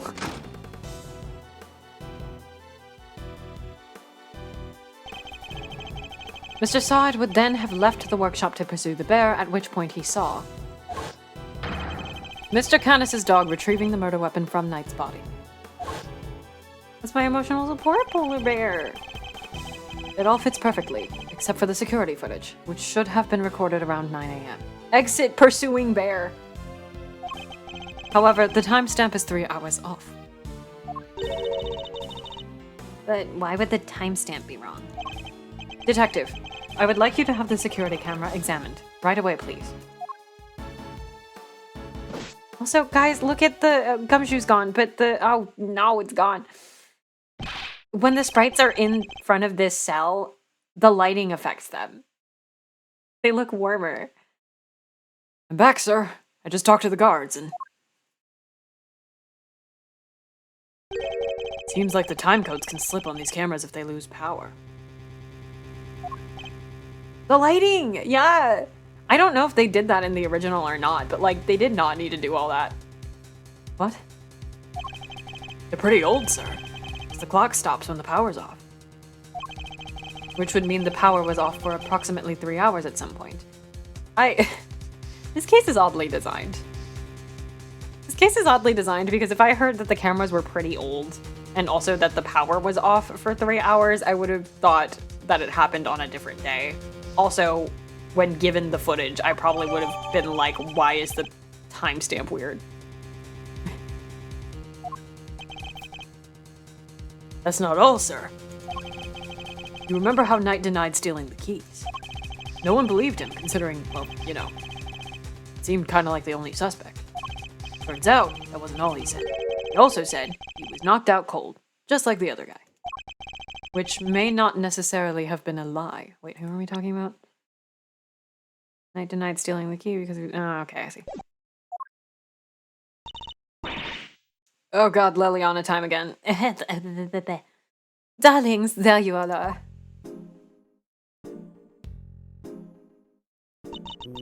How goes the investigation? Is there anything I can do to help things along? Actually, there might be something we can do for you, Warden Lagarde. The escapee, Mr. Carcerado. I believe he may still be on the premises. The miracle never happened. The miracle kind of happened. The miracle kind of happened. The miracle kind of happened. I will be awake for the Ace Attorney thing tomorrow, no matter what. I feel like my little guy is off center. I'm moving her. Oh, no, that is where she's supposed to be. Okay.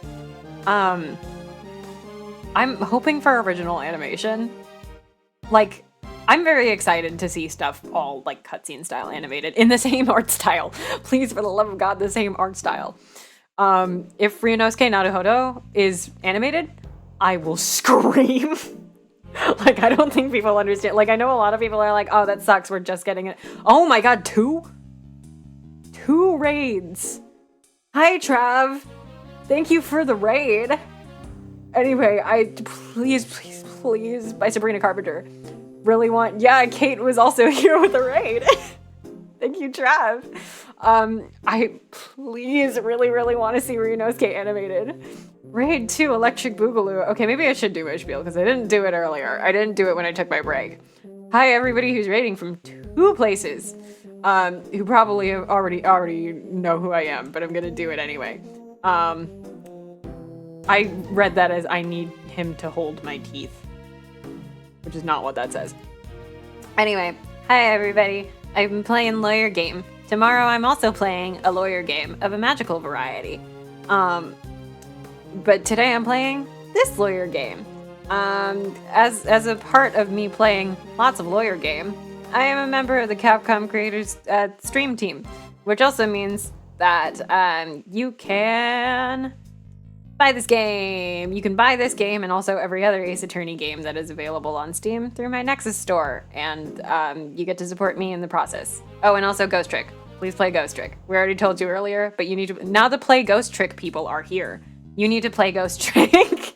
If you would like to specifically play Ghost Trick, you can click there. Anyway, also a part of my Nexus store, you can play Ghost Trick.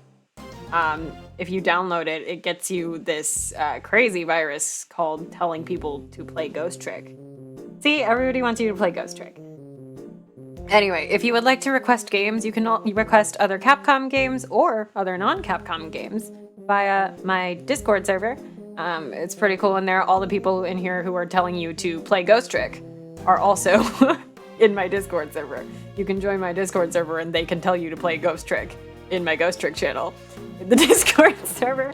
As of recent stuff, my internet has been a little shitty lately, so my most recent VODs are not up, but this should link to my latest VOD or one of the most recent VODs on my VOD channel on YouTube. You do 2 things. You ghost and you trick. You can check out my lawyer game VODs or my other lawyer game VODs on my VOD channel. Also, I have a main YouTube channel. On my main YouTube channel, I do music.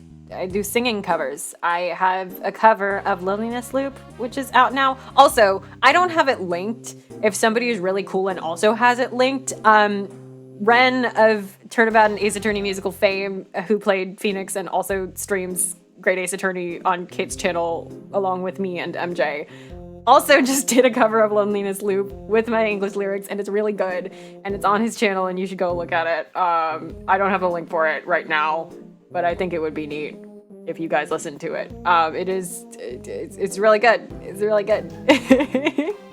So you should listen to it. What else is there? Can I summon Kofi? Can summon Kofi. You can support me via my Kofi. You can support me via the Nexus. You can support me via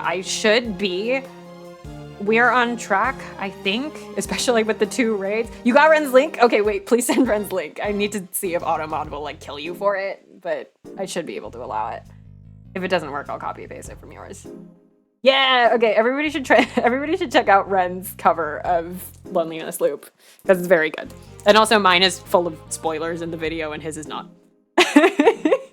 Automod loves you, Kate. What was I saying? Yeah, you can support me on Ko-fi. You can support me via the looking at the YouTubes. You should listen to Ren's cover of Loneliness Loop because there aren't major spoilers in it, unlike mine, and also it's very good. I think that's all my spiels. You know who Automod doesn't love though? I know who Automod doesn't love. Wait, I wonder if you can say it in here. I don't think you have. I don't know if I have Automod turned on anymore. I may have turned it off. I'm not sure. Oh my god, yeah! I do have to allow it. That's so funny. Anyway, you are allowed to say French twink in here. It's okay.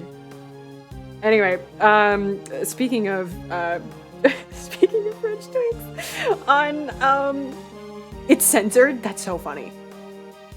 That's so funny. I know that you said. Wait, does it show up on the?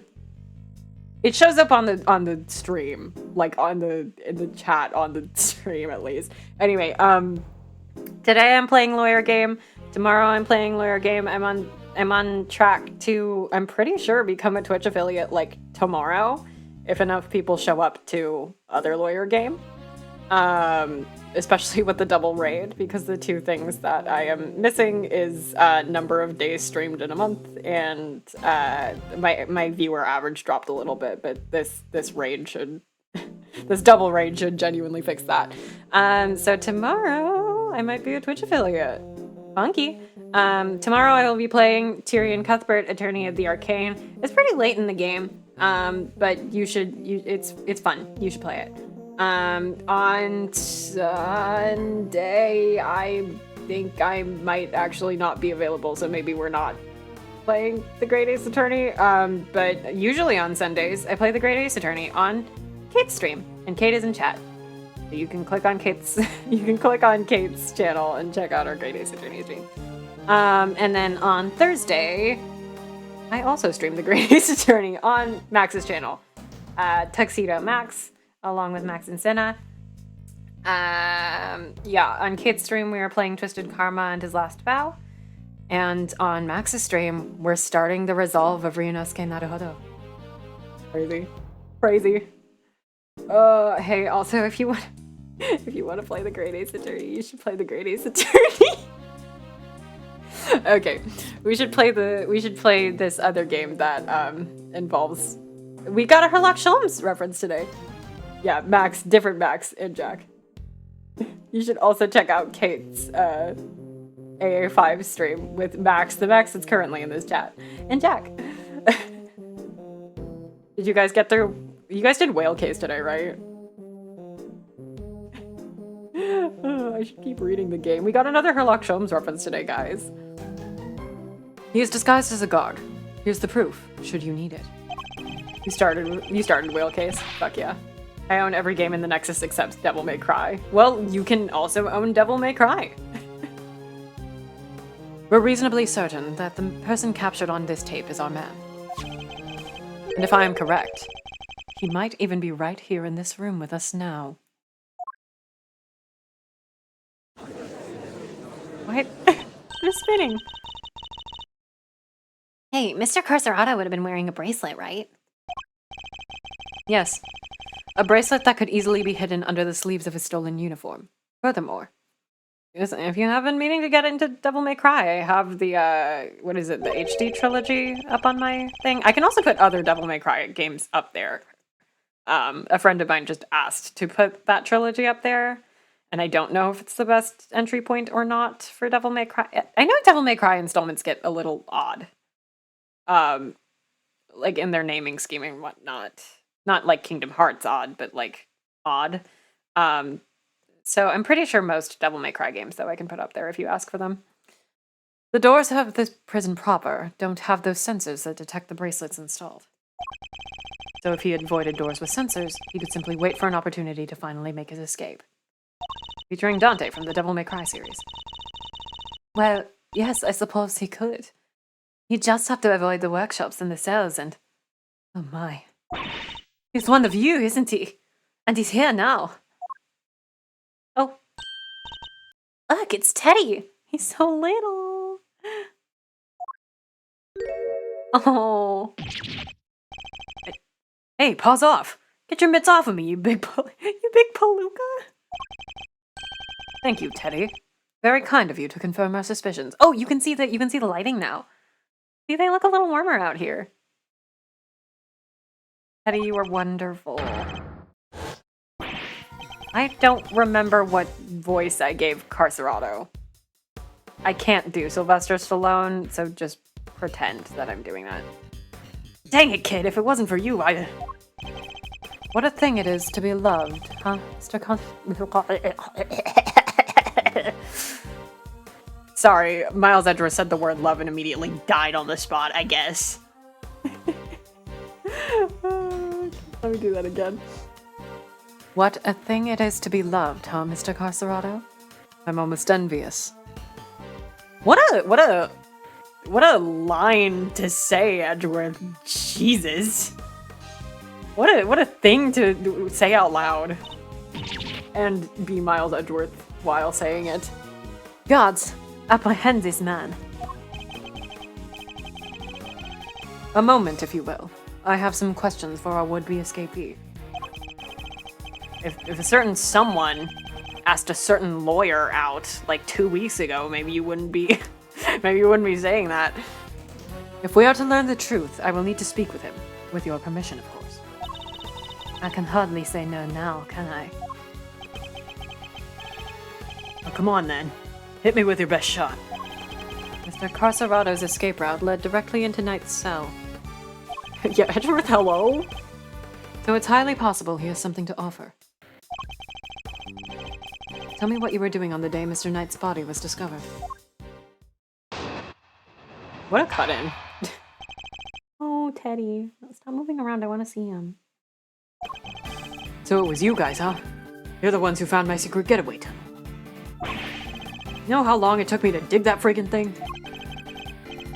Had me a guard's uniform, a whole dog, and a plan in place. Well, I went for it on the day you found the guy. Then this little guy just had to come right after me. The sack of fur was covered in mud, too. Had to go back to our cell. Oh. Ugh. Would have gotten away with it if somebody had an off night and brought you bums down here.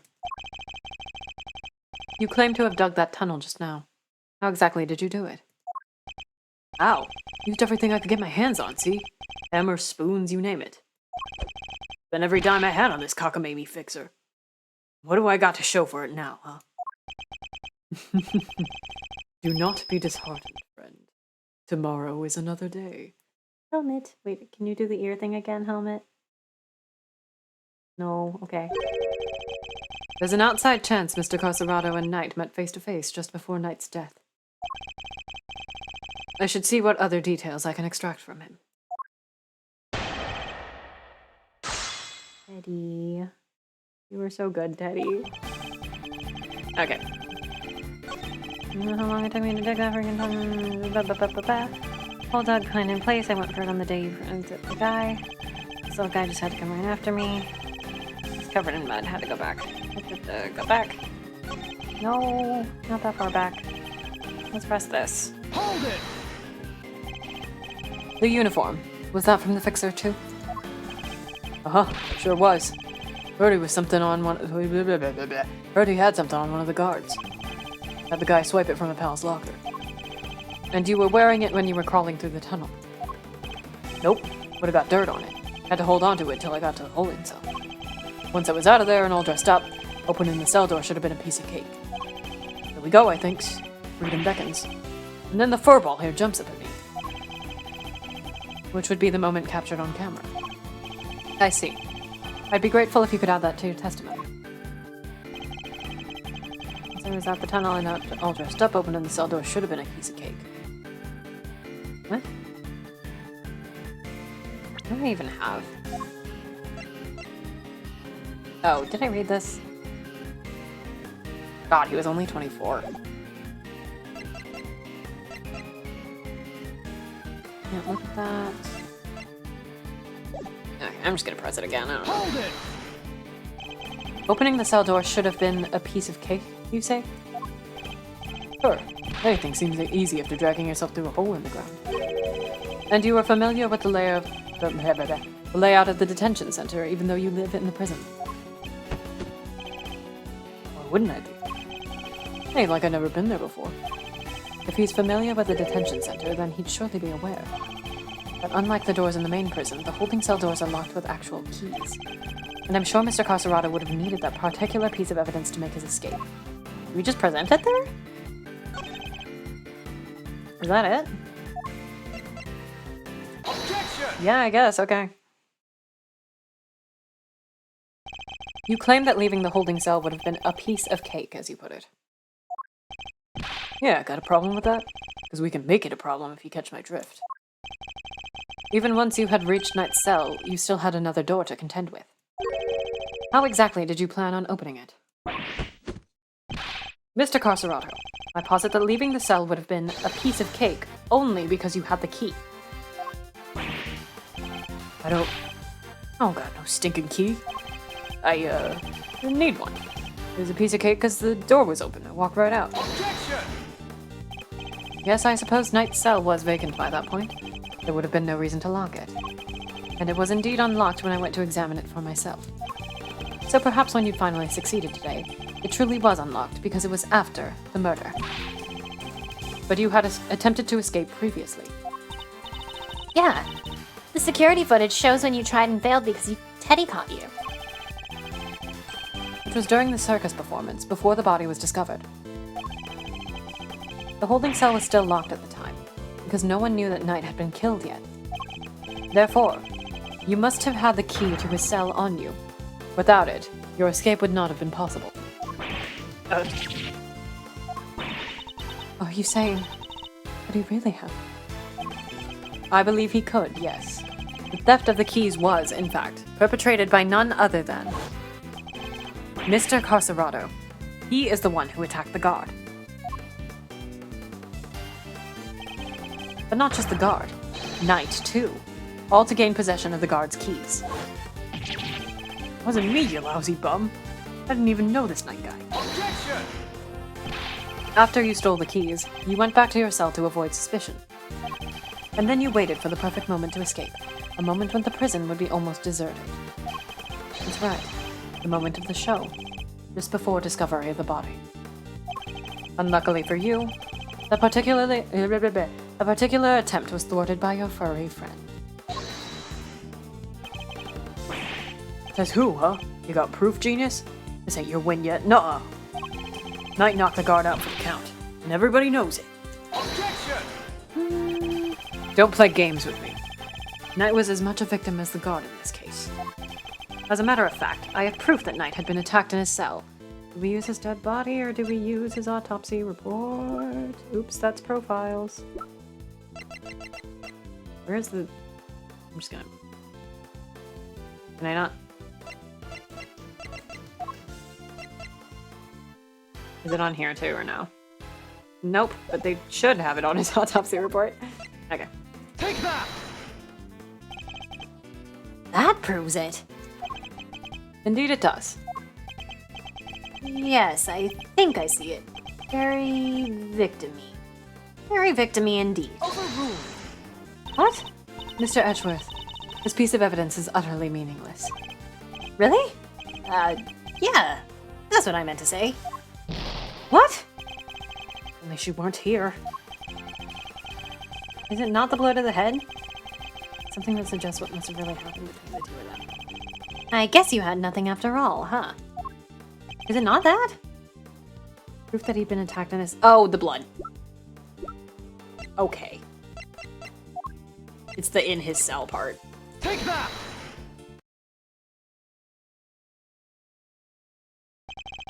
We found traces of Knight's blood on the cleanly wiped floor of his cell.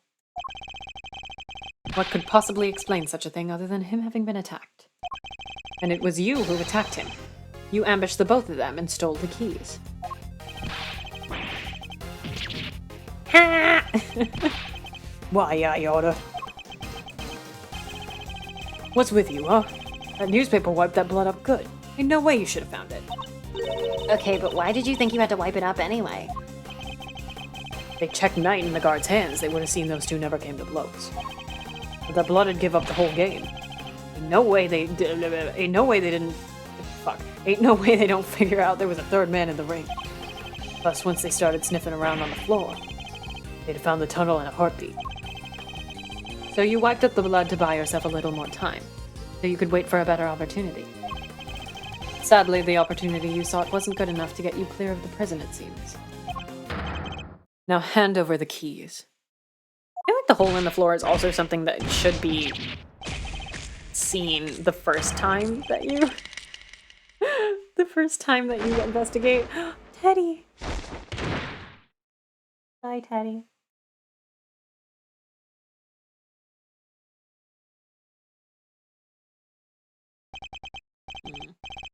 KO'd by a lousy, stinking bum.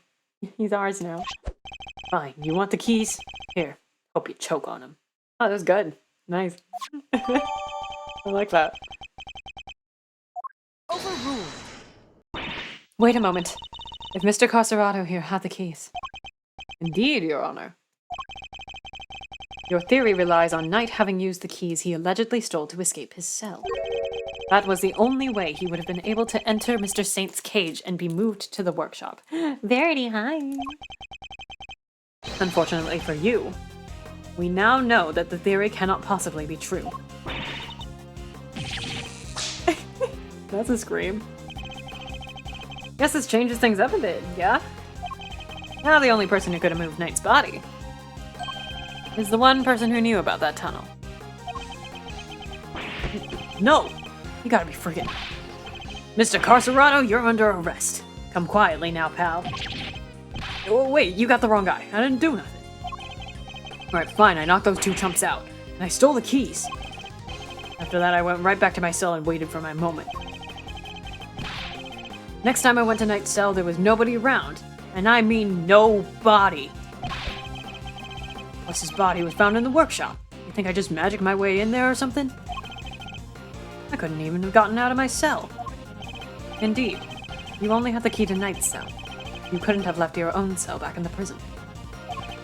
But Mr. Canis's dog could. Whoa. It was not you, but Helmet, who moved the body from your cell to the workshop. I get it now. You're saying he wasn't the only con in this conspiracy. Indeed. One can easily imagine that Mr. Carcerado and Mr. Canis might have worked together. Mr. Carcerado could have killed Knight and dragged him back to his cell. And then Mr. Canis's dog took him from there to the workshop. There are no restrictions on the animal's movements within the prison. Eddie Fender, they could never make me hate you. Eddie Fender, they could never make me hate you! Movement between detention center and the prison proper, however, is tightly controlled. There was only one possible routine, and only you could have taken advantage of it, Mr. Carcerado. Fucking love Eddie Fender. How can you be so sure, huh? Maybe there's more of them and you just don't know. Something tells me that digging even a little tunnel was arduous enough. Got that right. Try scraping more than one hole in the dirt with a spoon. Lucky for me, I didn't have to dig the whole way. Somebody already did a bunch of the work for me. What? You didn't dig the entire tunnel yourself? Nope. Found it when they put me in that cell. Really lucked out. Ran all the way from there to the well in the yard already. Even looked down to the well. Even looked down the well to check it from there. It was the same tunnel, all right. This too is turnabout ablaze. I just made good on what somebody else already started. Then, what was the original tunnel for?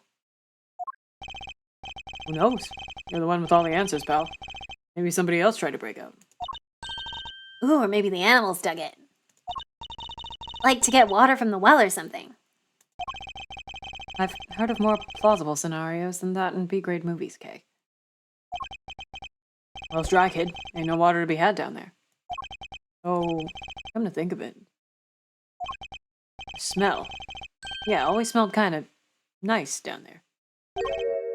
Nice. Yeah, I don't know. Smelled sort of like dessert, I guess. Oh, they spell it right this time. A sweet scent. That sounds very familiar. Where did we come across a sweet scent before? Did we say his body? Did we say his body? Take that! Detective Gumshoe noticed a sweet smell when we were examining Knight's body. With the help of a police dog, we followed the scent of the body and traced its route back through the prison. And that, Mr. Carcerado, was how we found your tunnel. Would that same sweet scent be what you noticed coming from the well? The UI is so pretty. Very clever, Mr. Edgeworth. You mean to say that this is evidence of the body having been moved through the tunnel? Hold on, I just want to pull up the options menu because it's so pretty. It looks so nice. Like they really made all of it. They really made all of it look neat. I do. Furthermore, Mr. Carcerado, you were the only person who could have done it. Nobody else had access. You have our thanks, Mr. Carcerado. Truly. Finally. Finally, the truth comes into view. Now, unburden yourself. It is time. I was waiting for her to go full Jesus freak again. Confess your role in this tragic incident. What? You ain't pinning this on me. I'm glad to see that we're finally in agreement, Your Honor. Oh, if only we were, Mr. Edgeworth. Mr. Carcerado may have been an accomplice, but not of Mr. Canis. No. He was working with Mr. Knight. Hold it! What do you mean? What do you mean by that? I do not believe that he moved Mr. Knight's body. Instead, I believe that he lent Mr. Knight the use of the keys he stole. You gotta be kidding me. Granted, it seems likely that he attacked Mr. Knight. But that does not necessarily mean that Mr. Knight was knocked unconscious as a result. And what if he wasn't? What if he and Mr. Carcerado had reached a certain agreement? What kind of agreement exactly? Mr. Knight was plotting an escape for which he required means of leaving his cell. And here was that precise means, in the form of the keys Mr. Carcerado had just stolen from the guard. Mr. Carcerado himself would need to pass through Mr. Knight's cell in order to effect his own escape. Mr. Knight needed only to shout and alert the guards, and Mr. Carcerado's plans would be ruined. And so, the two struck a deal. Lady, the only striking I do is with my fist. My. Still you deny it. So, we're agreeing that we still disagree? Mr. Knight had Mr. Carcerado unlock his cell so that when Mr. Saint arrived, he could escape into the cage. I just realized. So... No. That's not what I wanted to click. I just realized. The reason... the localization changed. So the president's name was Dijun Wang instead of Dijun Huang, and Wang means king. I'm pretty sure. Wang means king in Korean, so I'm pretty sure it's a homophone in Chinese. So Dijun Wang is the king, we have rook, we have knight. Saint is a bishop. I just noticed that. Mr. Saint was then able to move him into the prison proper, just as planned.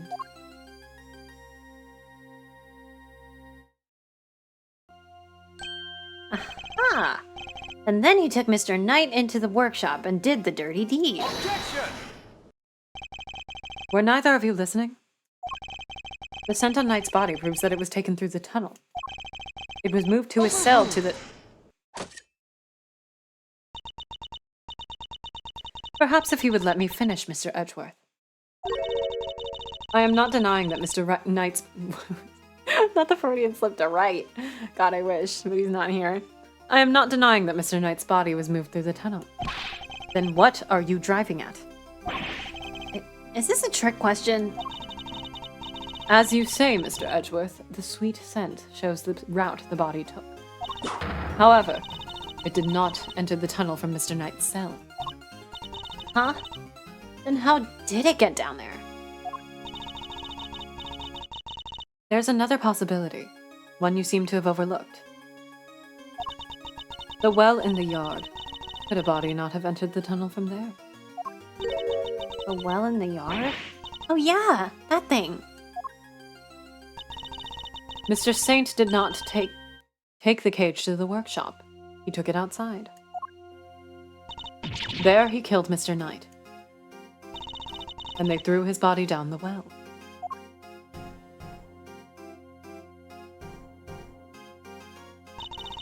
Mr. Canis's dog then dragged Mr. Knight's body here to his owner's cell from the bottom of the well. This too is turnabout ablaze.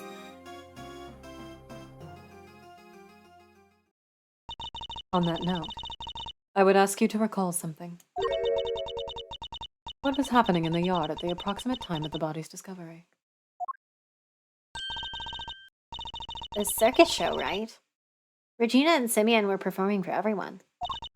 Wait. Simeon!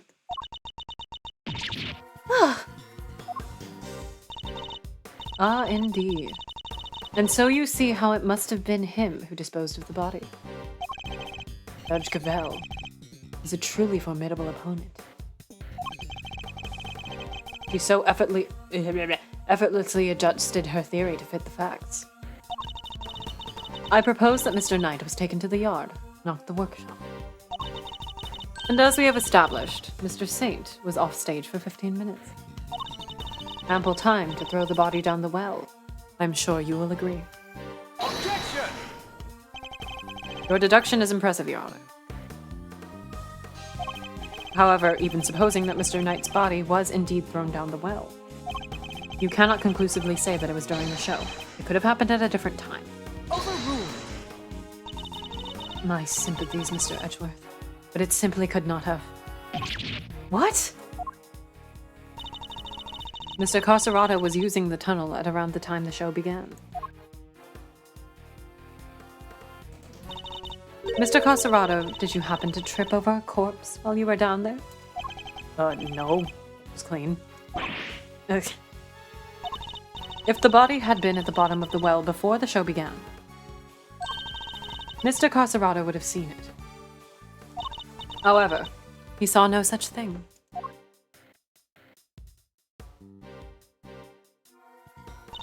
Which makes it somewhat difficult to support your theory.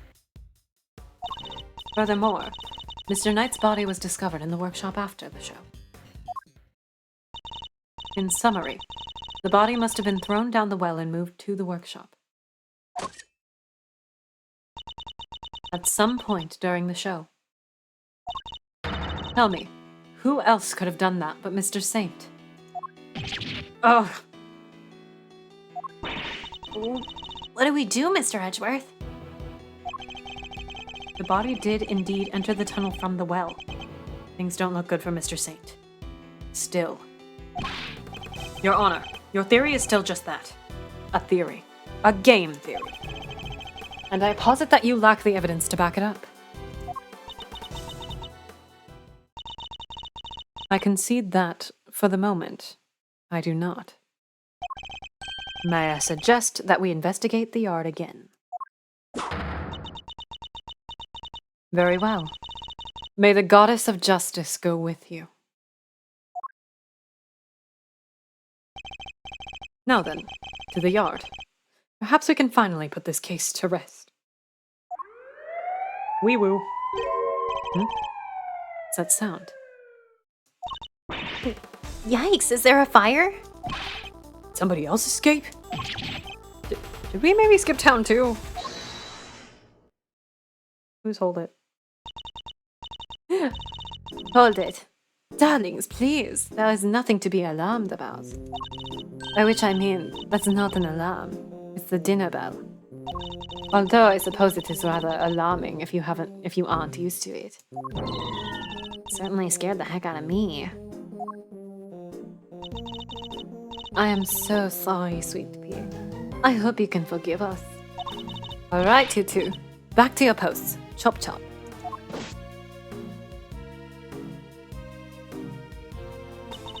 And as for you, Rocco Casarato. Oh, that was terrible. It's time you went back to your room. Ugh, fine. Get the picture. Come on, Teddy. We're out of here. Oh, Teddy. Warden Lagarde. We'd like to have one more look at the yard now. Oh, darlings, don't you have homes of your own to go to? Visiting hours are over, I'm afraid. Tomorrow, No! It's imperative that we investigate it right away. I think we've had quite enough excitement for one day, don't you? Murderers, escapees. So eventful. It's time our guests went home to Betty Pies, isn't it? Yes. Yes, it is. The little ear. Hold on, do it again. Yeah. Ugh. Come on now, darling. Don't make me bore you with all that. I am the warden. This is an order nonsense. This too is Dragon Age. Warden Lagarde is right. Her word is law here, and we must respect her wishes. Mr. Edgeworth, your investigation of the yard will have to wait until tomorrow. You may keep your badge for now. The matter of your standing can wait. I bid you all good day. Oh, she...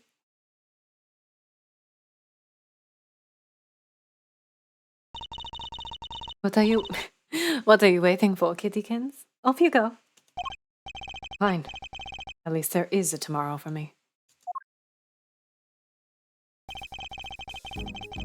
Judge Cavell believes that Knight's body was dropped down the well and taken through Mr. Carcerato's cell to the workshop. But is that truly the case? Do the facts really support her theory? She also seems to believe Mr. Saint had to be the one to move the body. But was he really the only one with the opportunity to do so? Ooh, it's windy outside. Come on, Mr. Edgeworth. Tomorrow's another day. Baby! Hi, baby! Hi, baby! Please pet her for me. We'll figure out a way to save Simeon. I know we will. Yes, we will. I will prove that Mr. Saint is innocent, beyond a shadow of a doubt. Thank you for your service. To be continued. Yes, I would like to save. Okay. I would like to go back to the title screen now, because I'm very hungry. And also, there's not really a good stopping point besides that. Oh, actually, it's been like a usual stream time. Never mind. I thought my time was way off. Options. Back to title screen so we can listen to the good title screen music. Yeah. Back to the title screen. Little loading night. Yippee! Okay.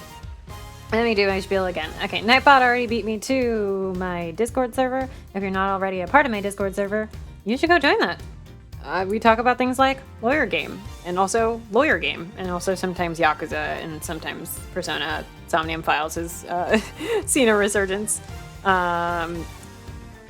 etc., etc. There's a lot of funky little games that we enjoy brain rotting about together. Yeah, join my Discord server if you're not already a part of it. If you are a part of my Discord server, you can also do things like request games on my Nexus store. On my Nexus store is a bunch of lawyer games. Ghost Trick. If you haven't heard it already, you should play Ghost Trick. You should also play The Great Ace Attorney. What was I gonna say? If you're in my Discord server, you can also suggest games that you would like to see on there. Capcom titles do get priority, but you are free to request non-Capcom titles, and I can see what I can do, see what's in the catalog, and put those up there for you.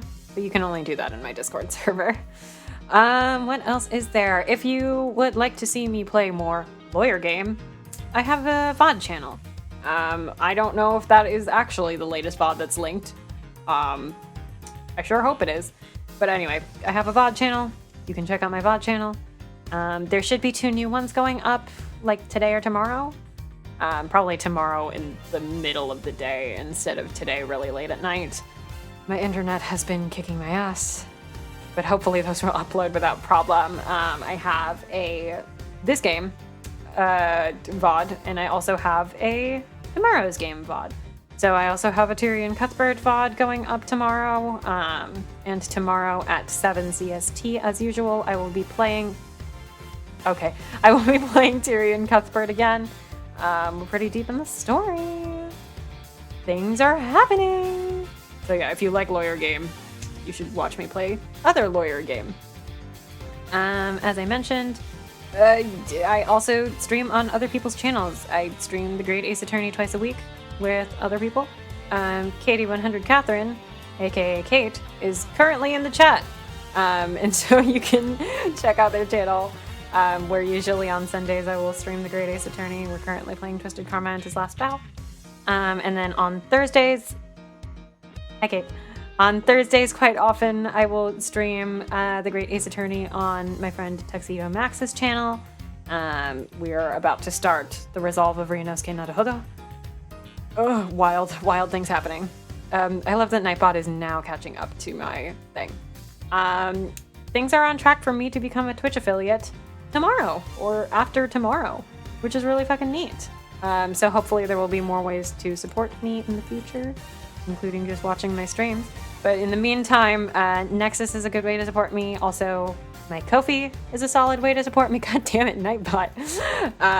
Other ways to check out things that I have been doing. I have a cover of Loneliness Loop from Yakuza 5, currently up on my channel. That is my most recent cover. It is a full English cover. I wrote all the lyrics for it. Also, specifically today, good friend Ren of Turnabout and Ace Attorney musical fame also did a cover of it using my lyrics, and you guys should go check it out. I could link it again. Hold on, give me like 2 seconds actually, because I do have it now. I do have it actually. Have it. I got it. I'm on it. Woo! We're locked in. We got it. Yippee. Okay, please paste properly.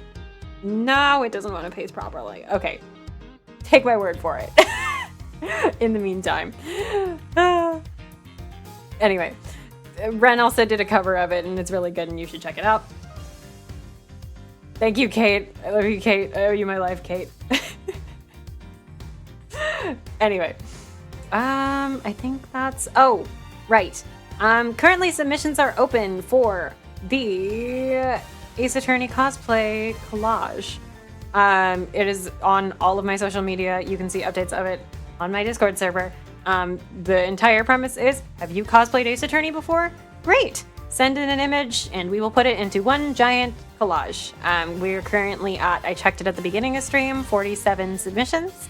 There were over 100 people who were interested in it, so I would really like for us to get a really huge number of participants. So we're gonna make a huge collage and we're gonna post it in time for Ace Attorney Day. It's gonna be fun. Submissions are open from now until October 6th. You should go check that out. Yippee! I think that is all my announcements for now. That sounds about right. Yeah. Okay, I'm very hungry, and I want to go brain rot about Dragon Age the Veilguard. So that's gonna be it for stream today. I will see y'all tomorrow in what will hopefully be my final stream as not an affiliate. That's how grammatical structure works. Yeah, hopefully after tomorrow I will be a Twitch affiliate. I will be a real gamer girl. Yeah. I'll see y'all tomorrow with Tyrion Cuthbert. Actually, speaking of being a real gamer girl, I doubt anybody that I know is live right now, but I'm going to check because it would be neat. Is anybody I'm following live right now? Absolutely not. Tragic. Okay. Well, thank y'all for the raids, Trav and Kate. It was very nice of you. I'm going to end the stream the normal way now. I'll see y'all tomorrow. Goodbye.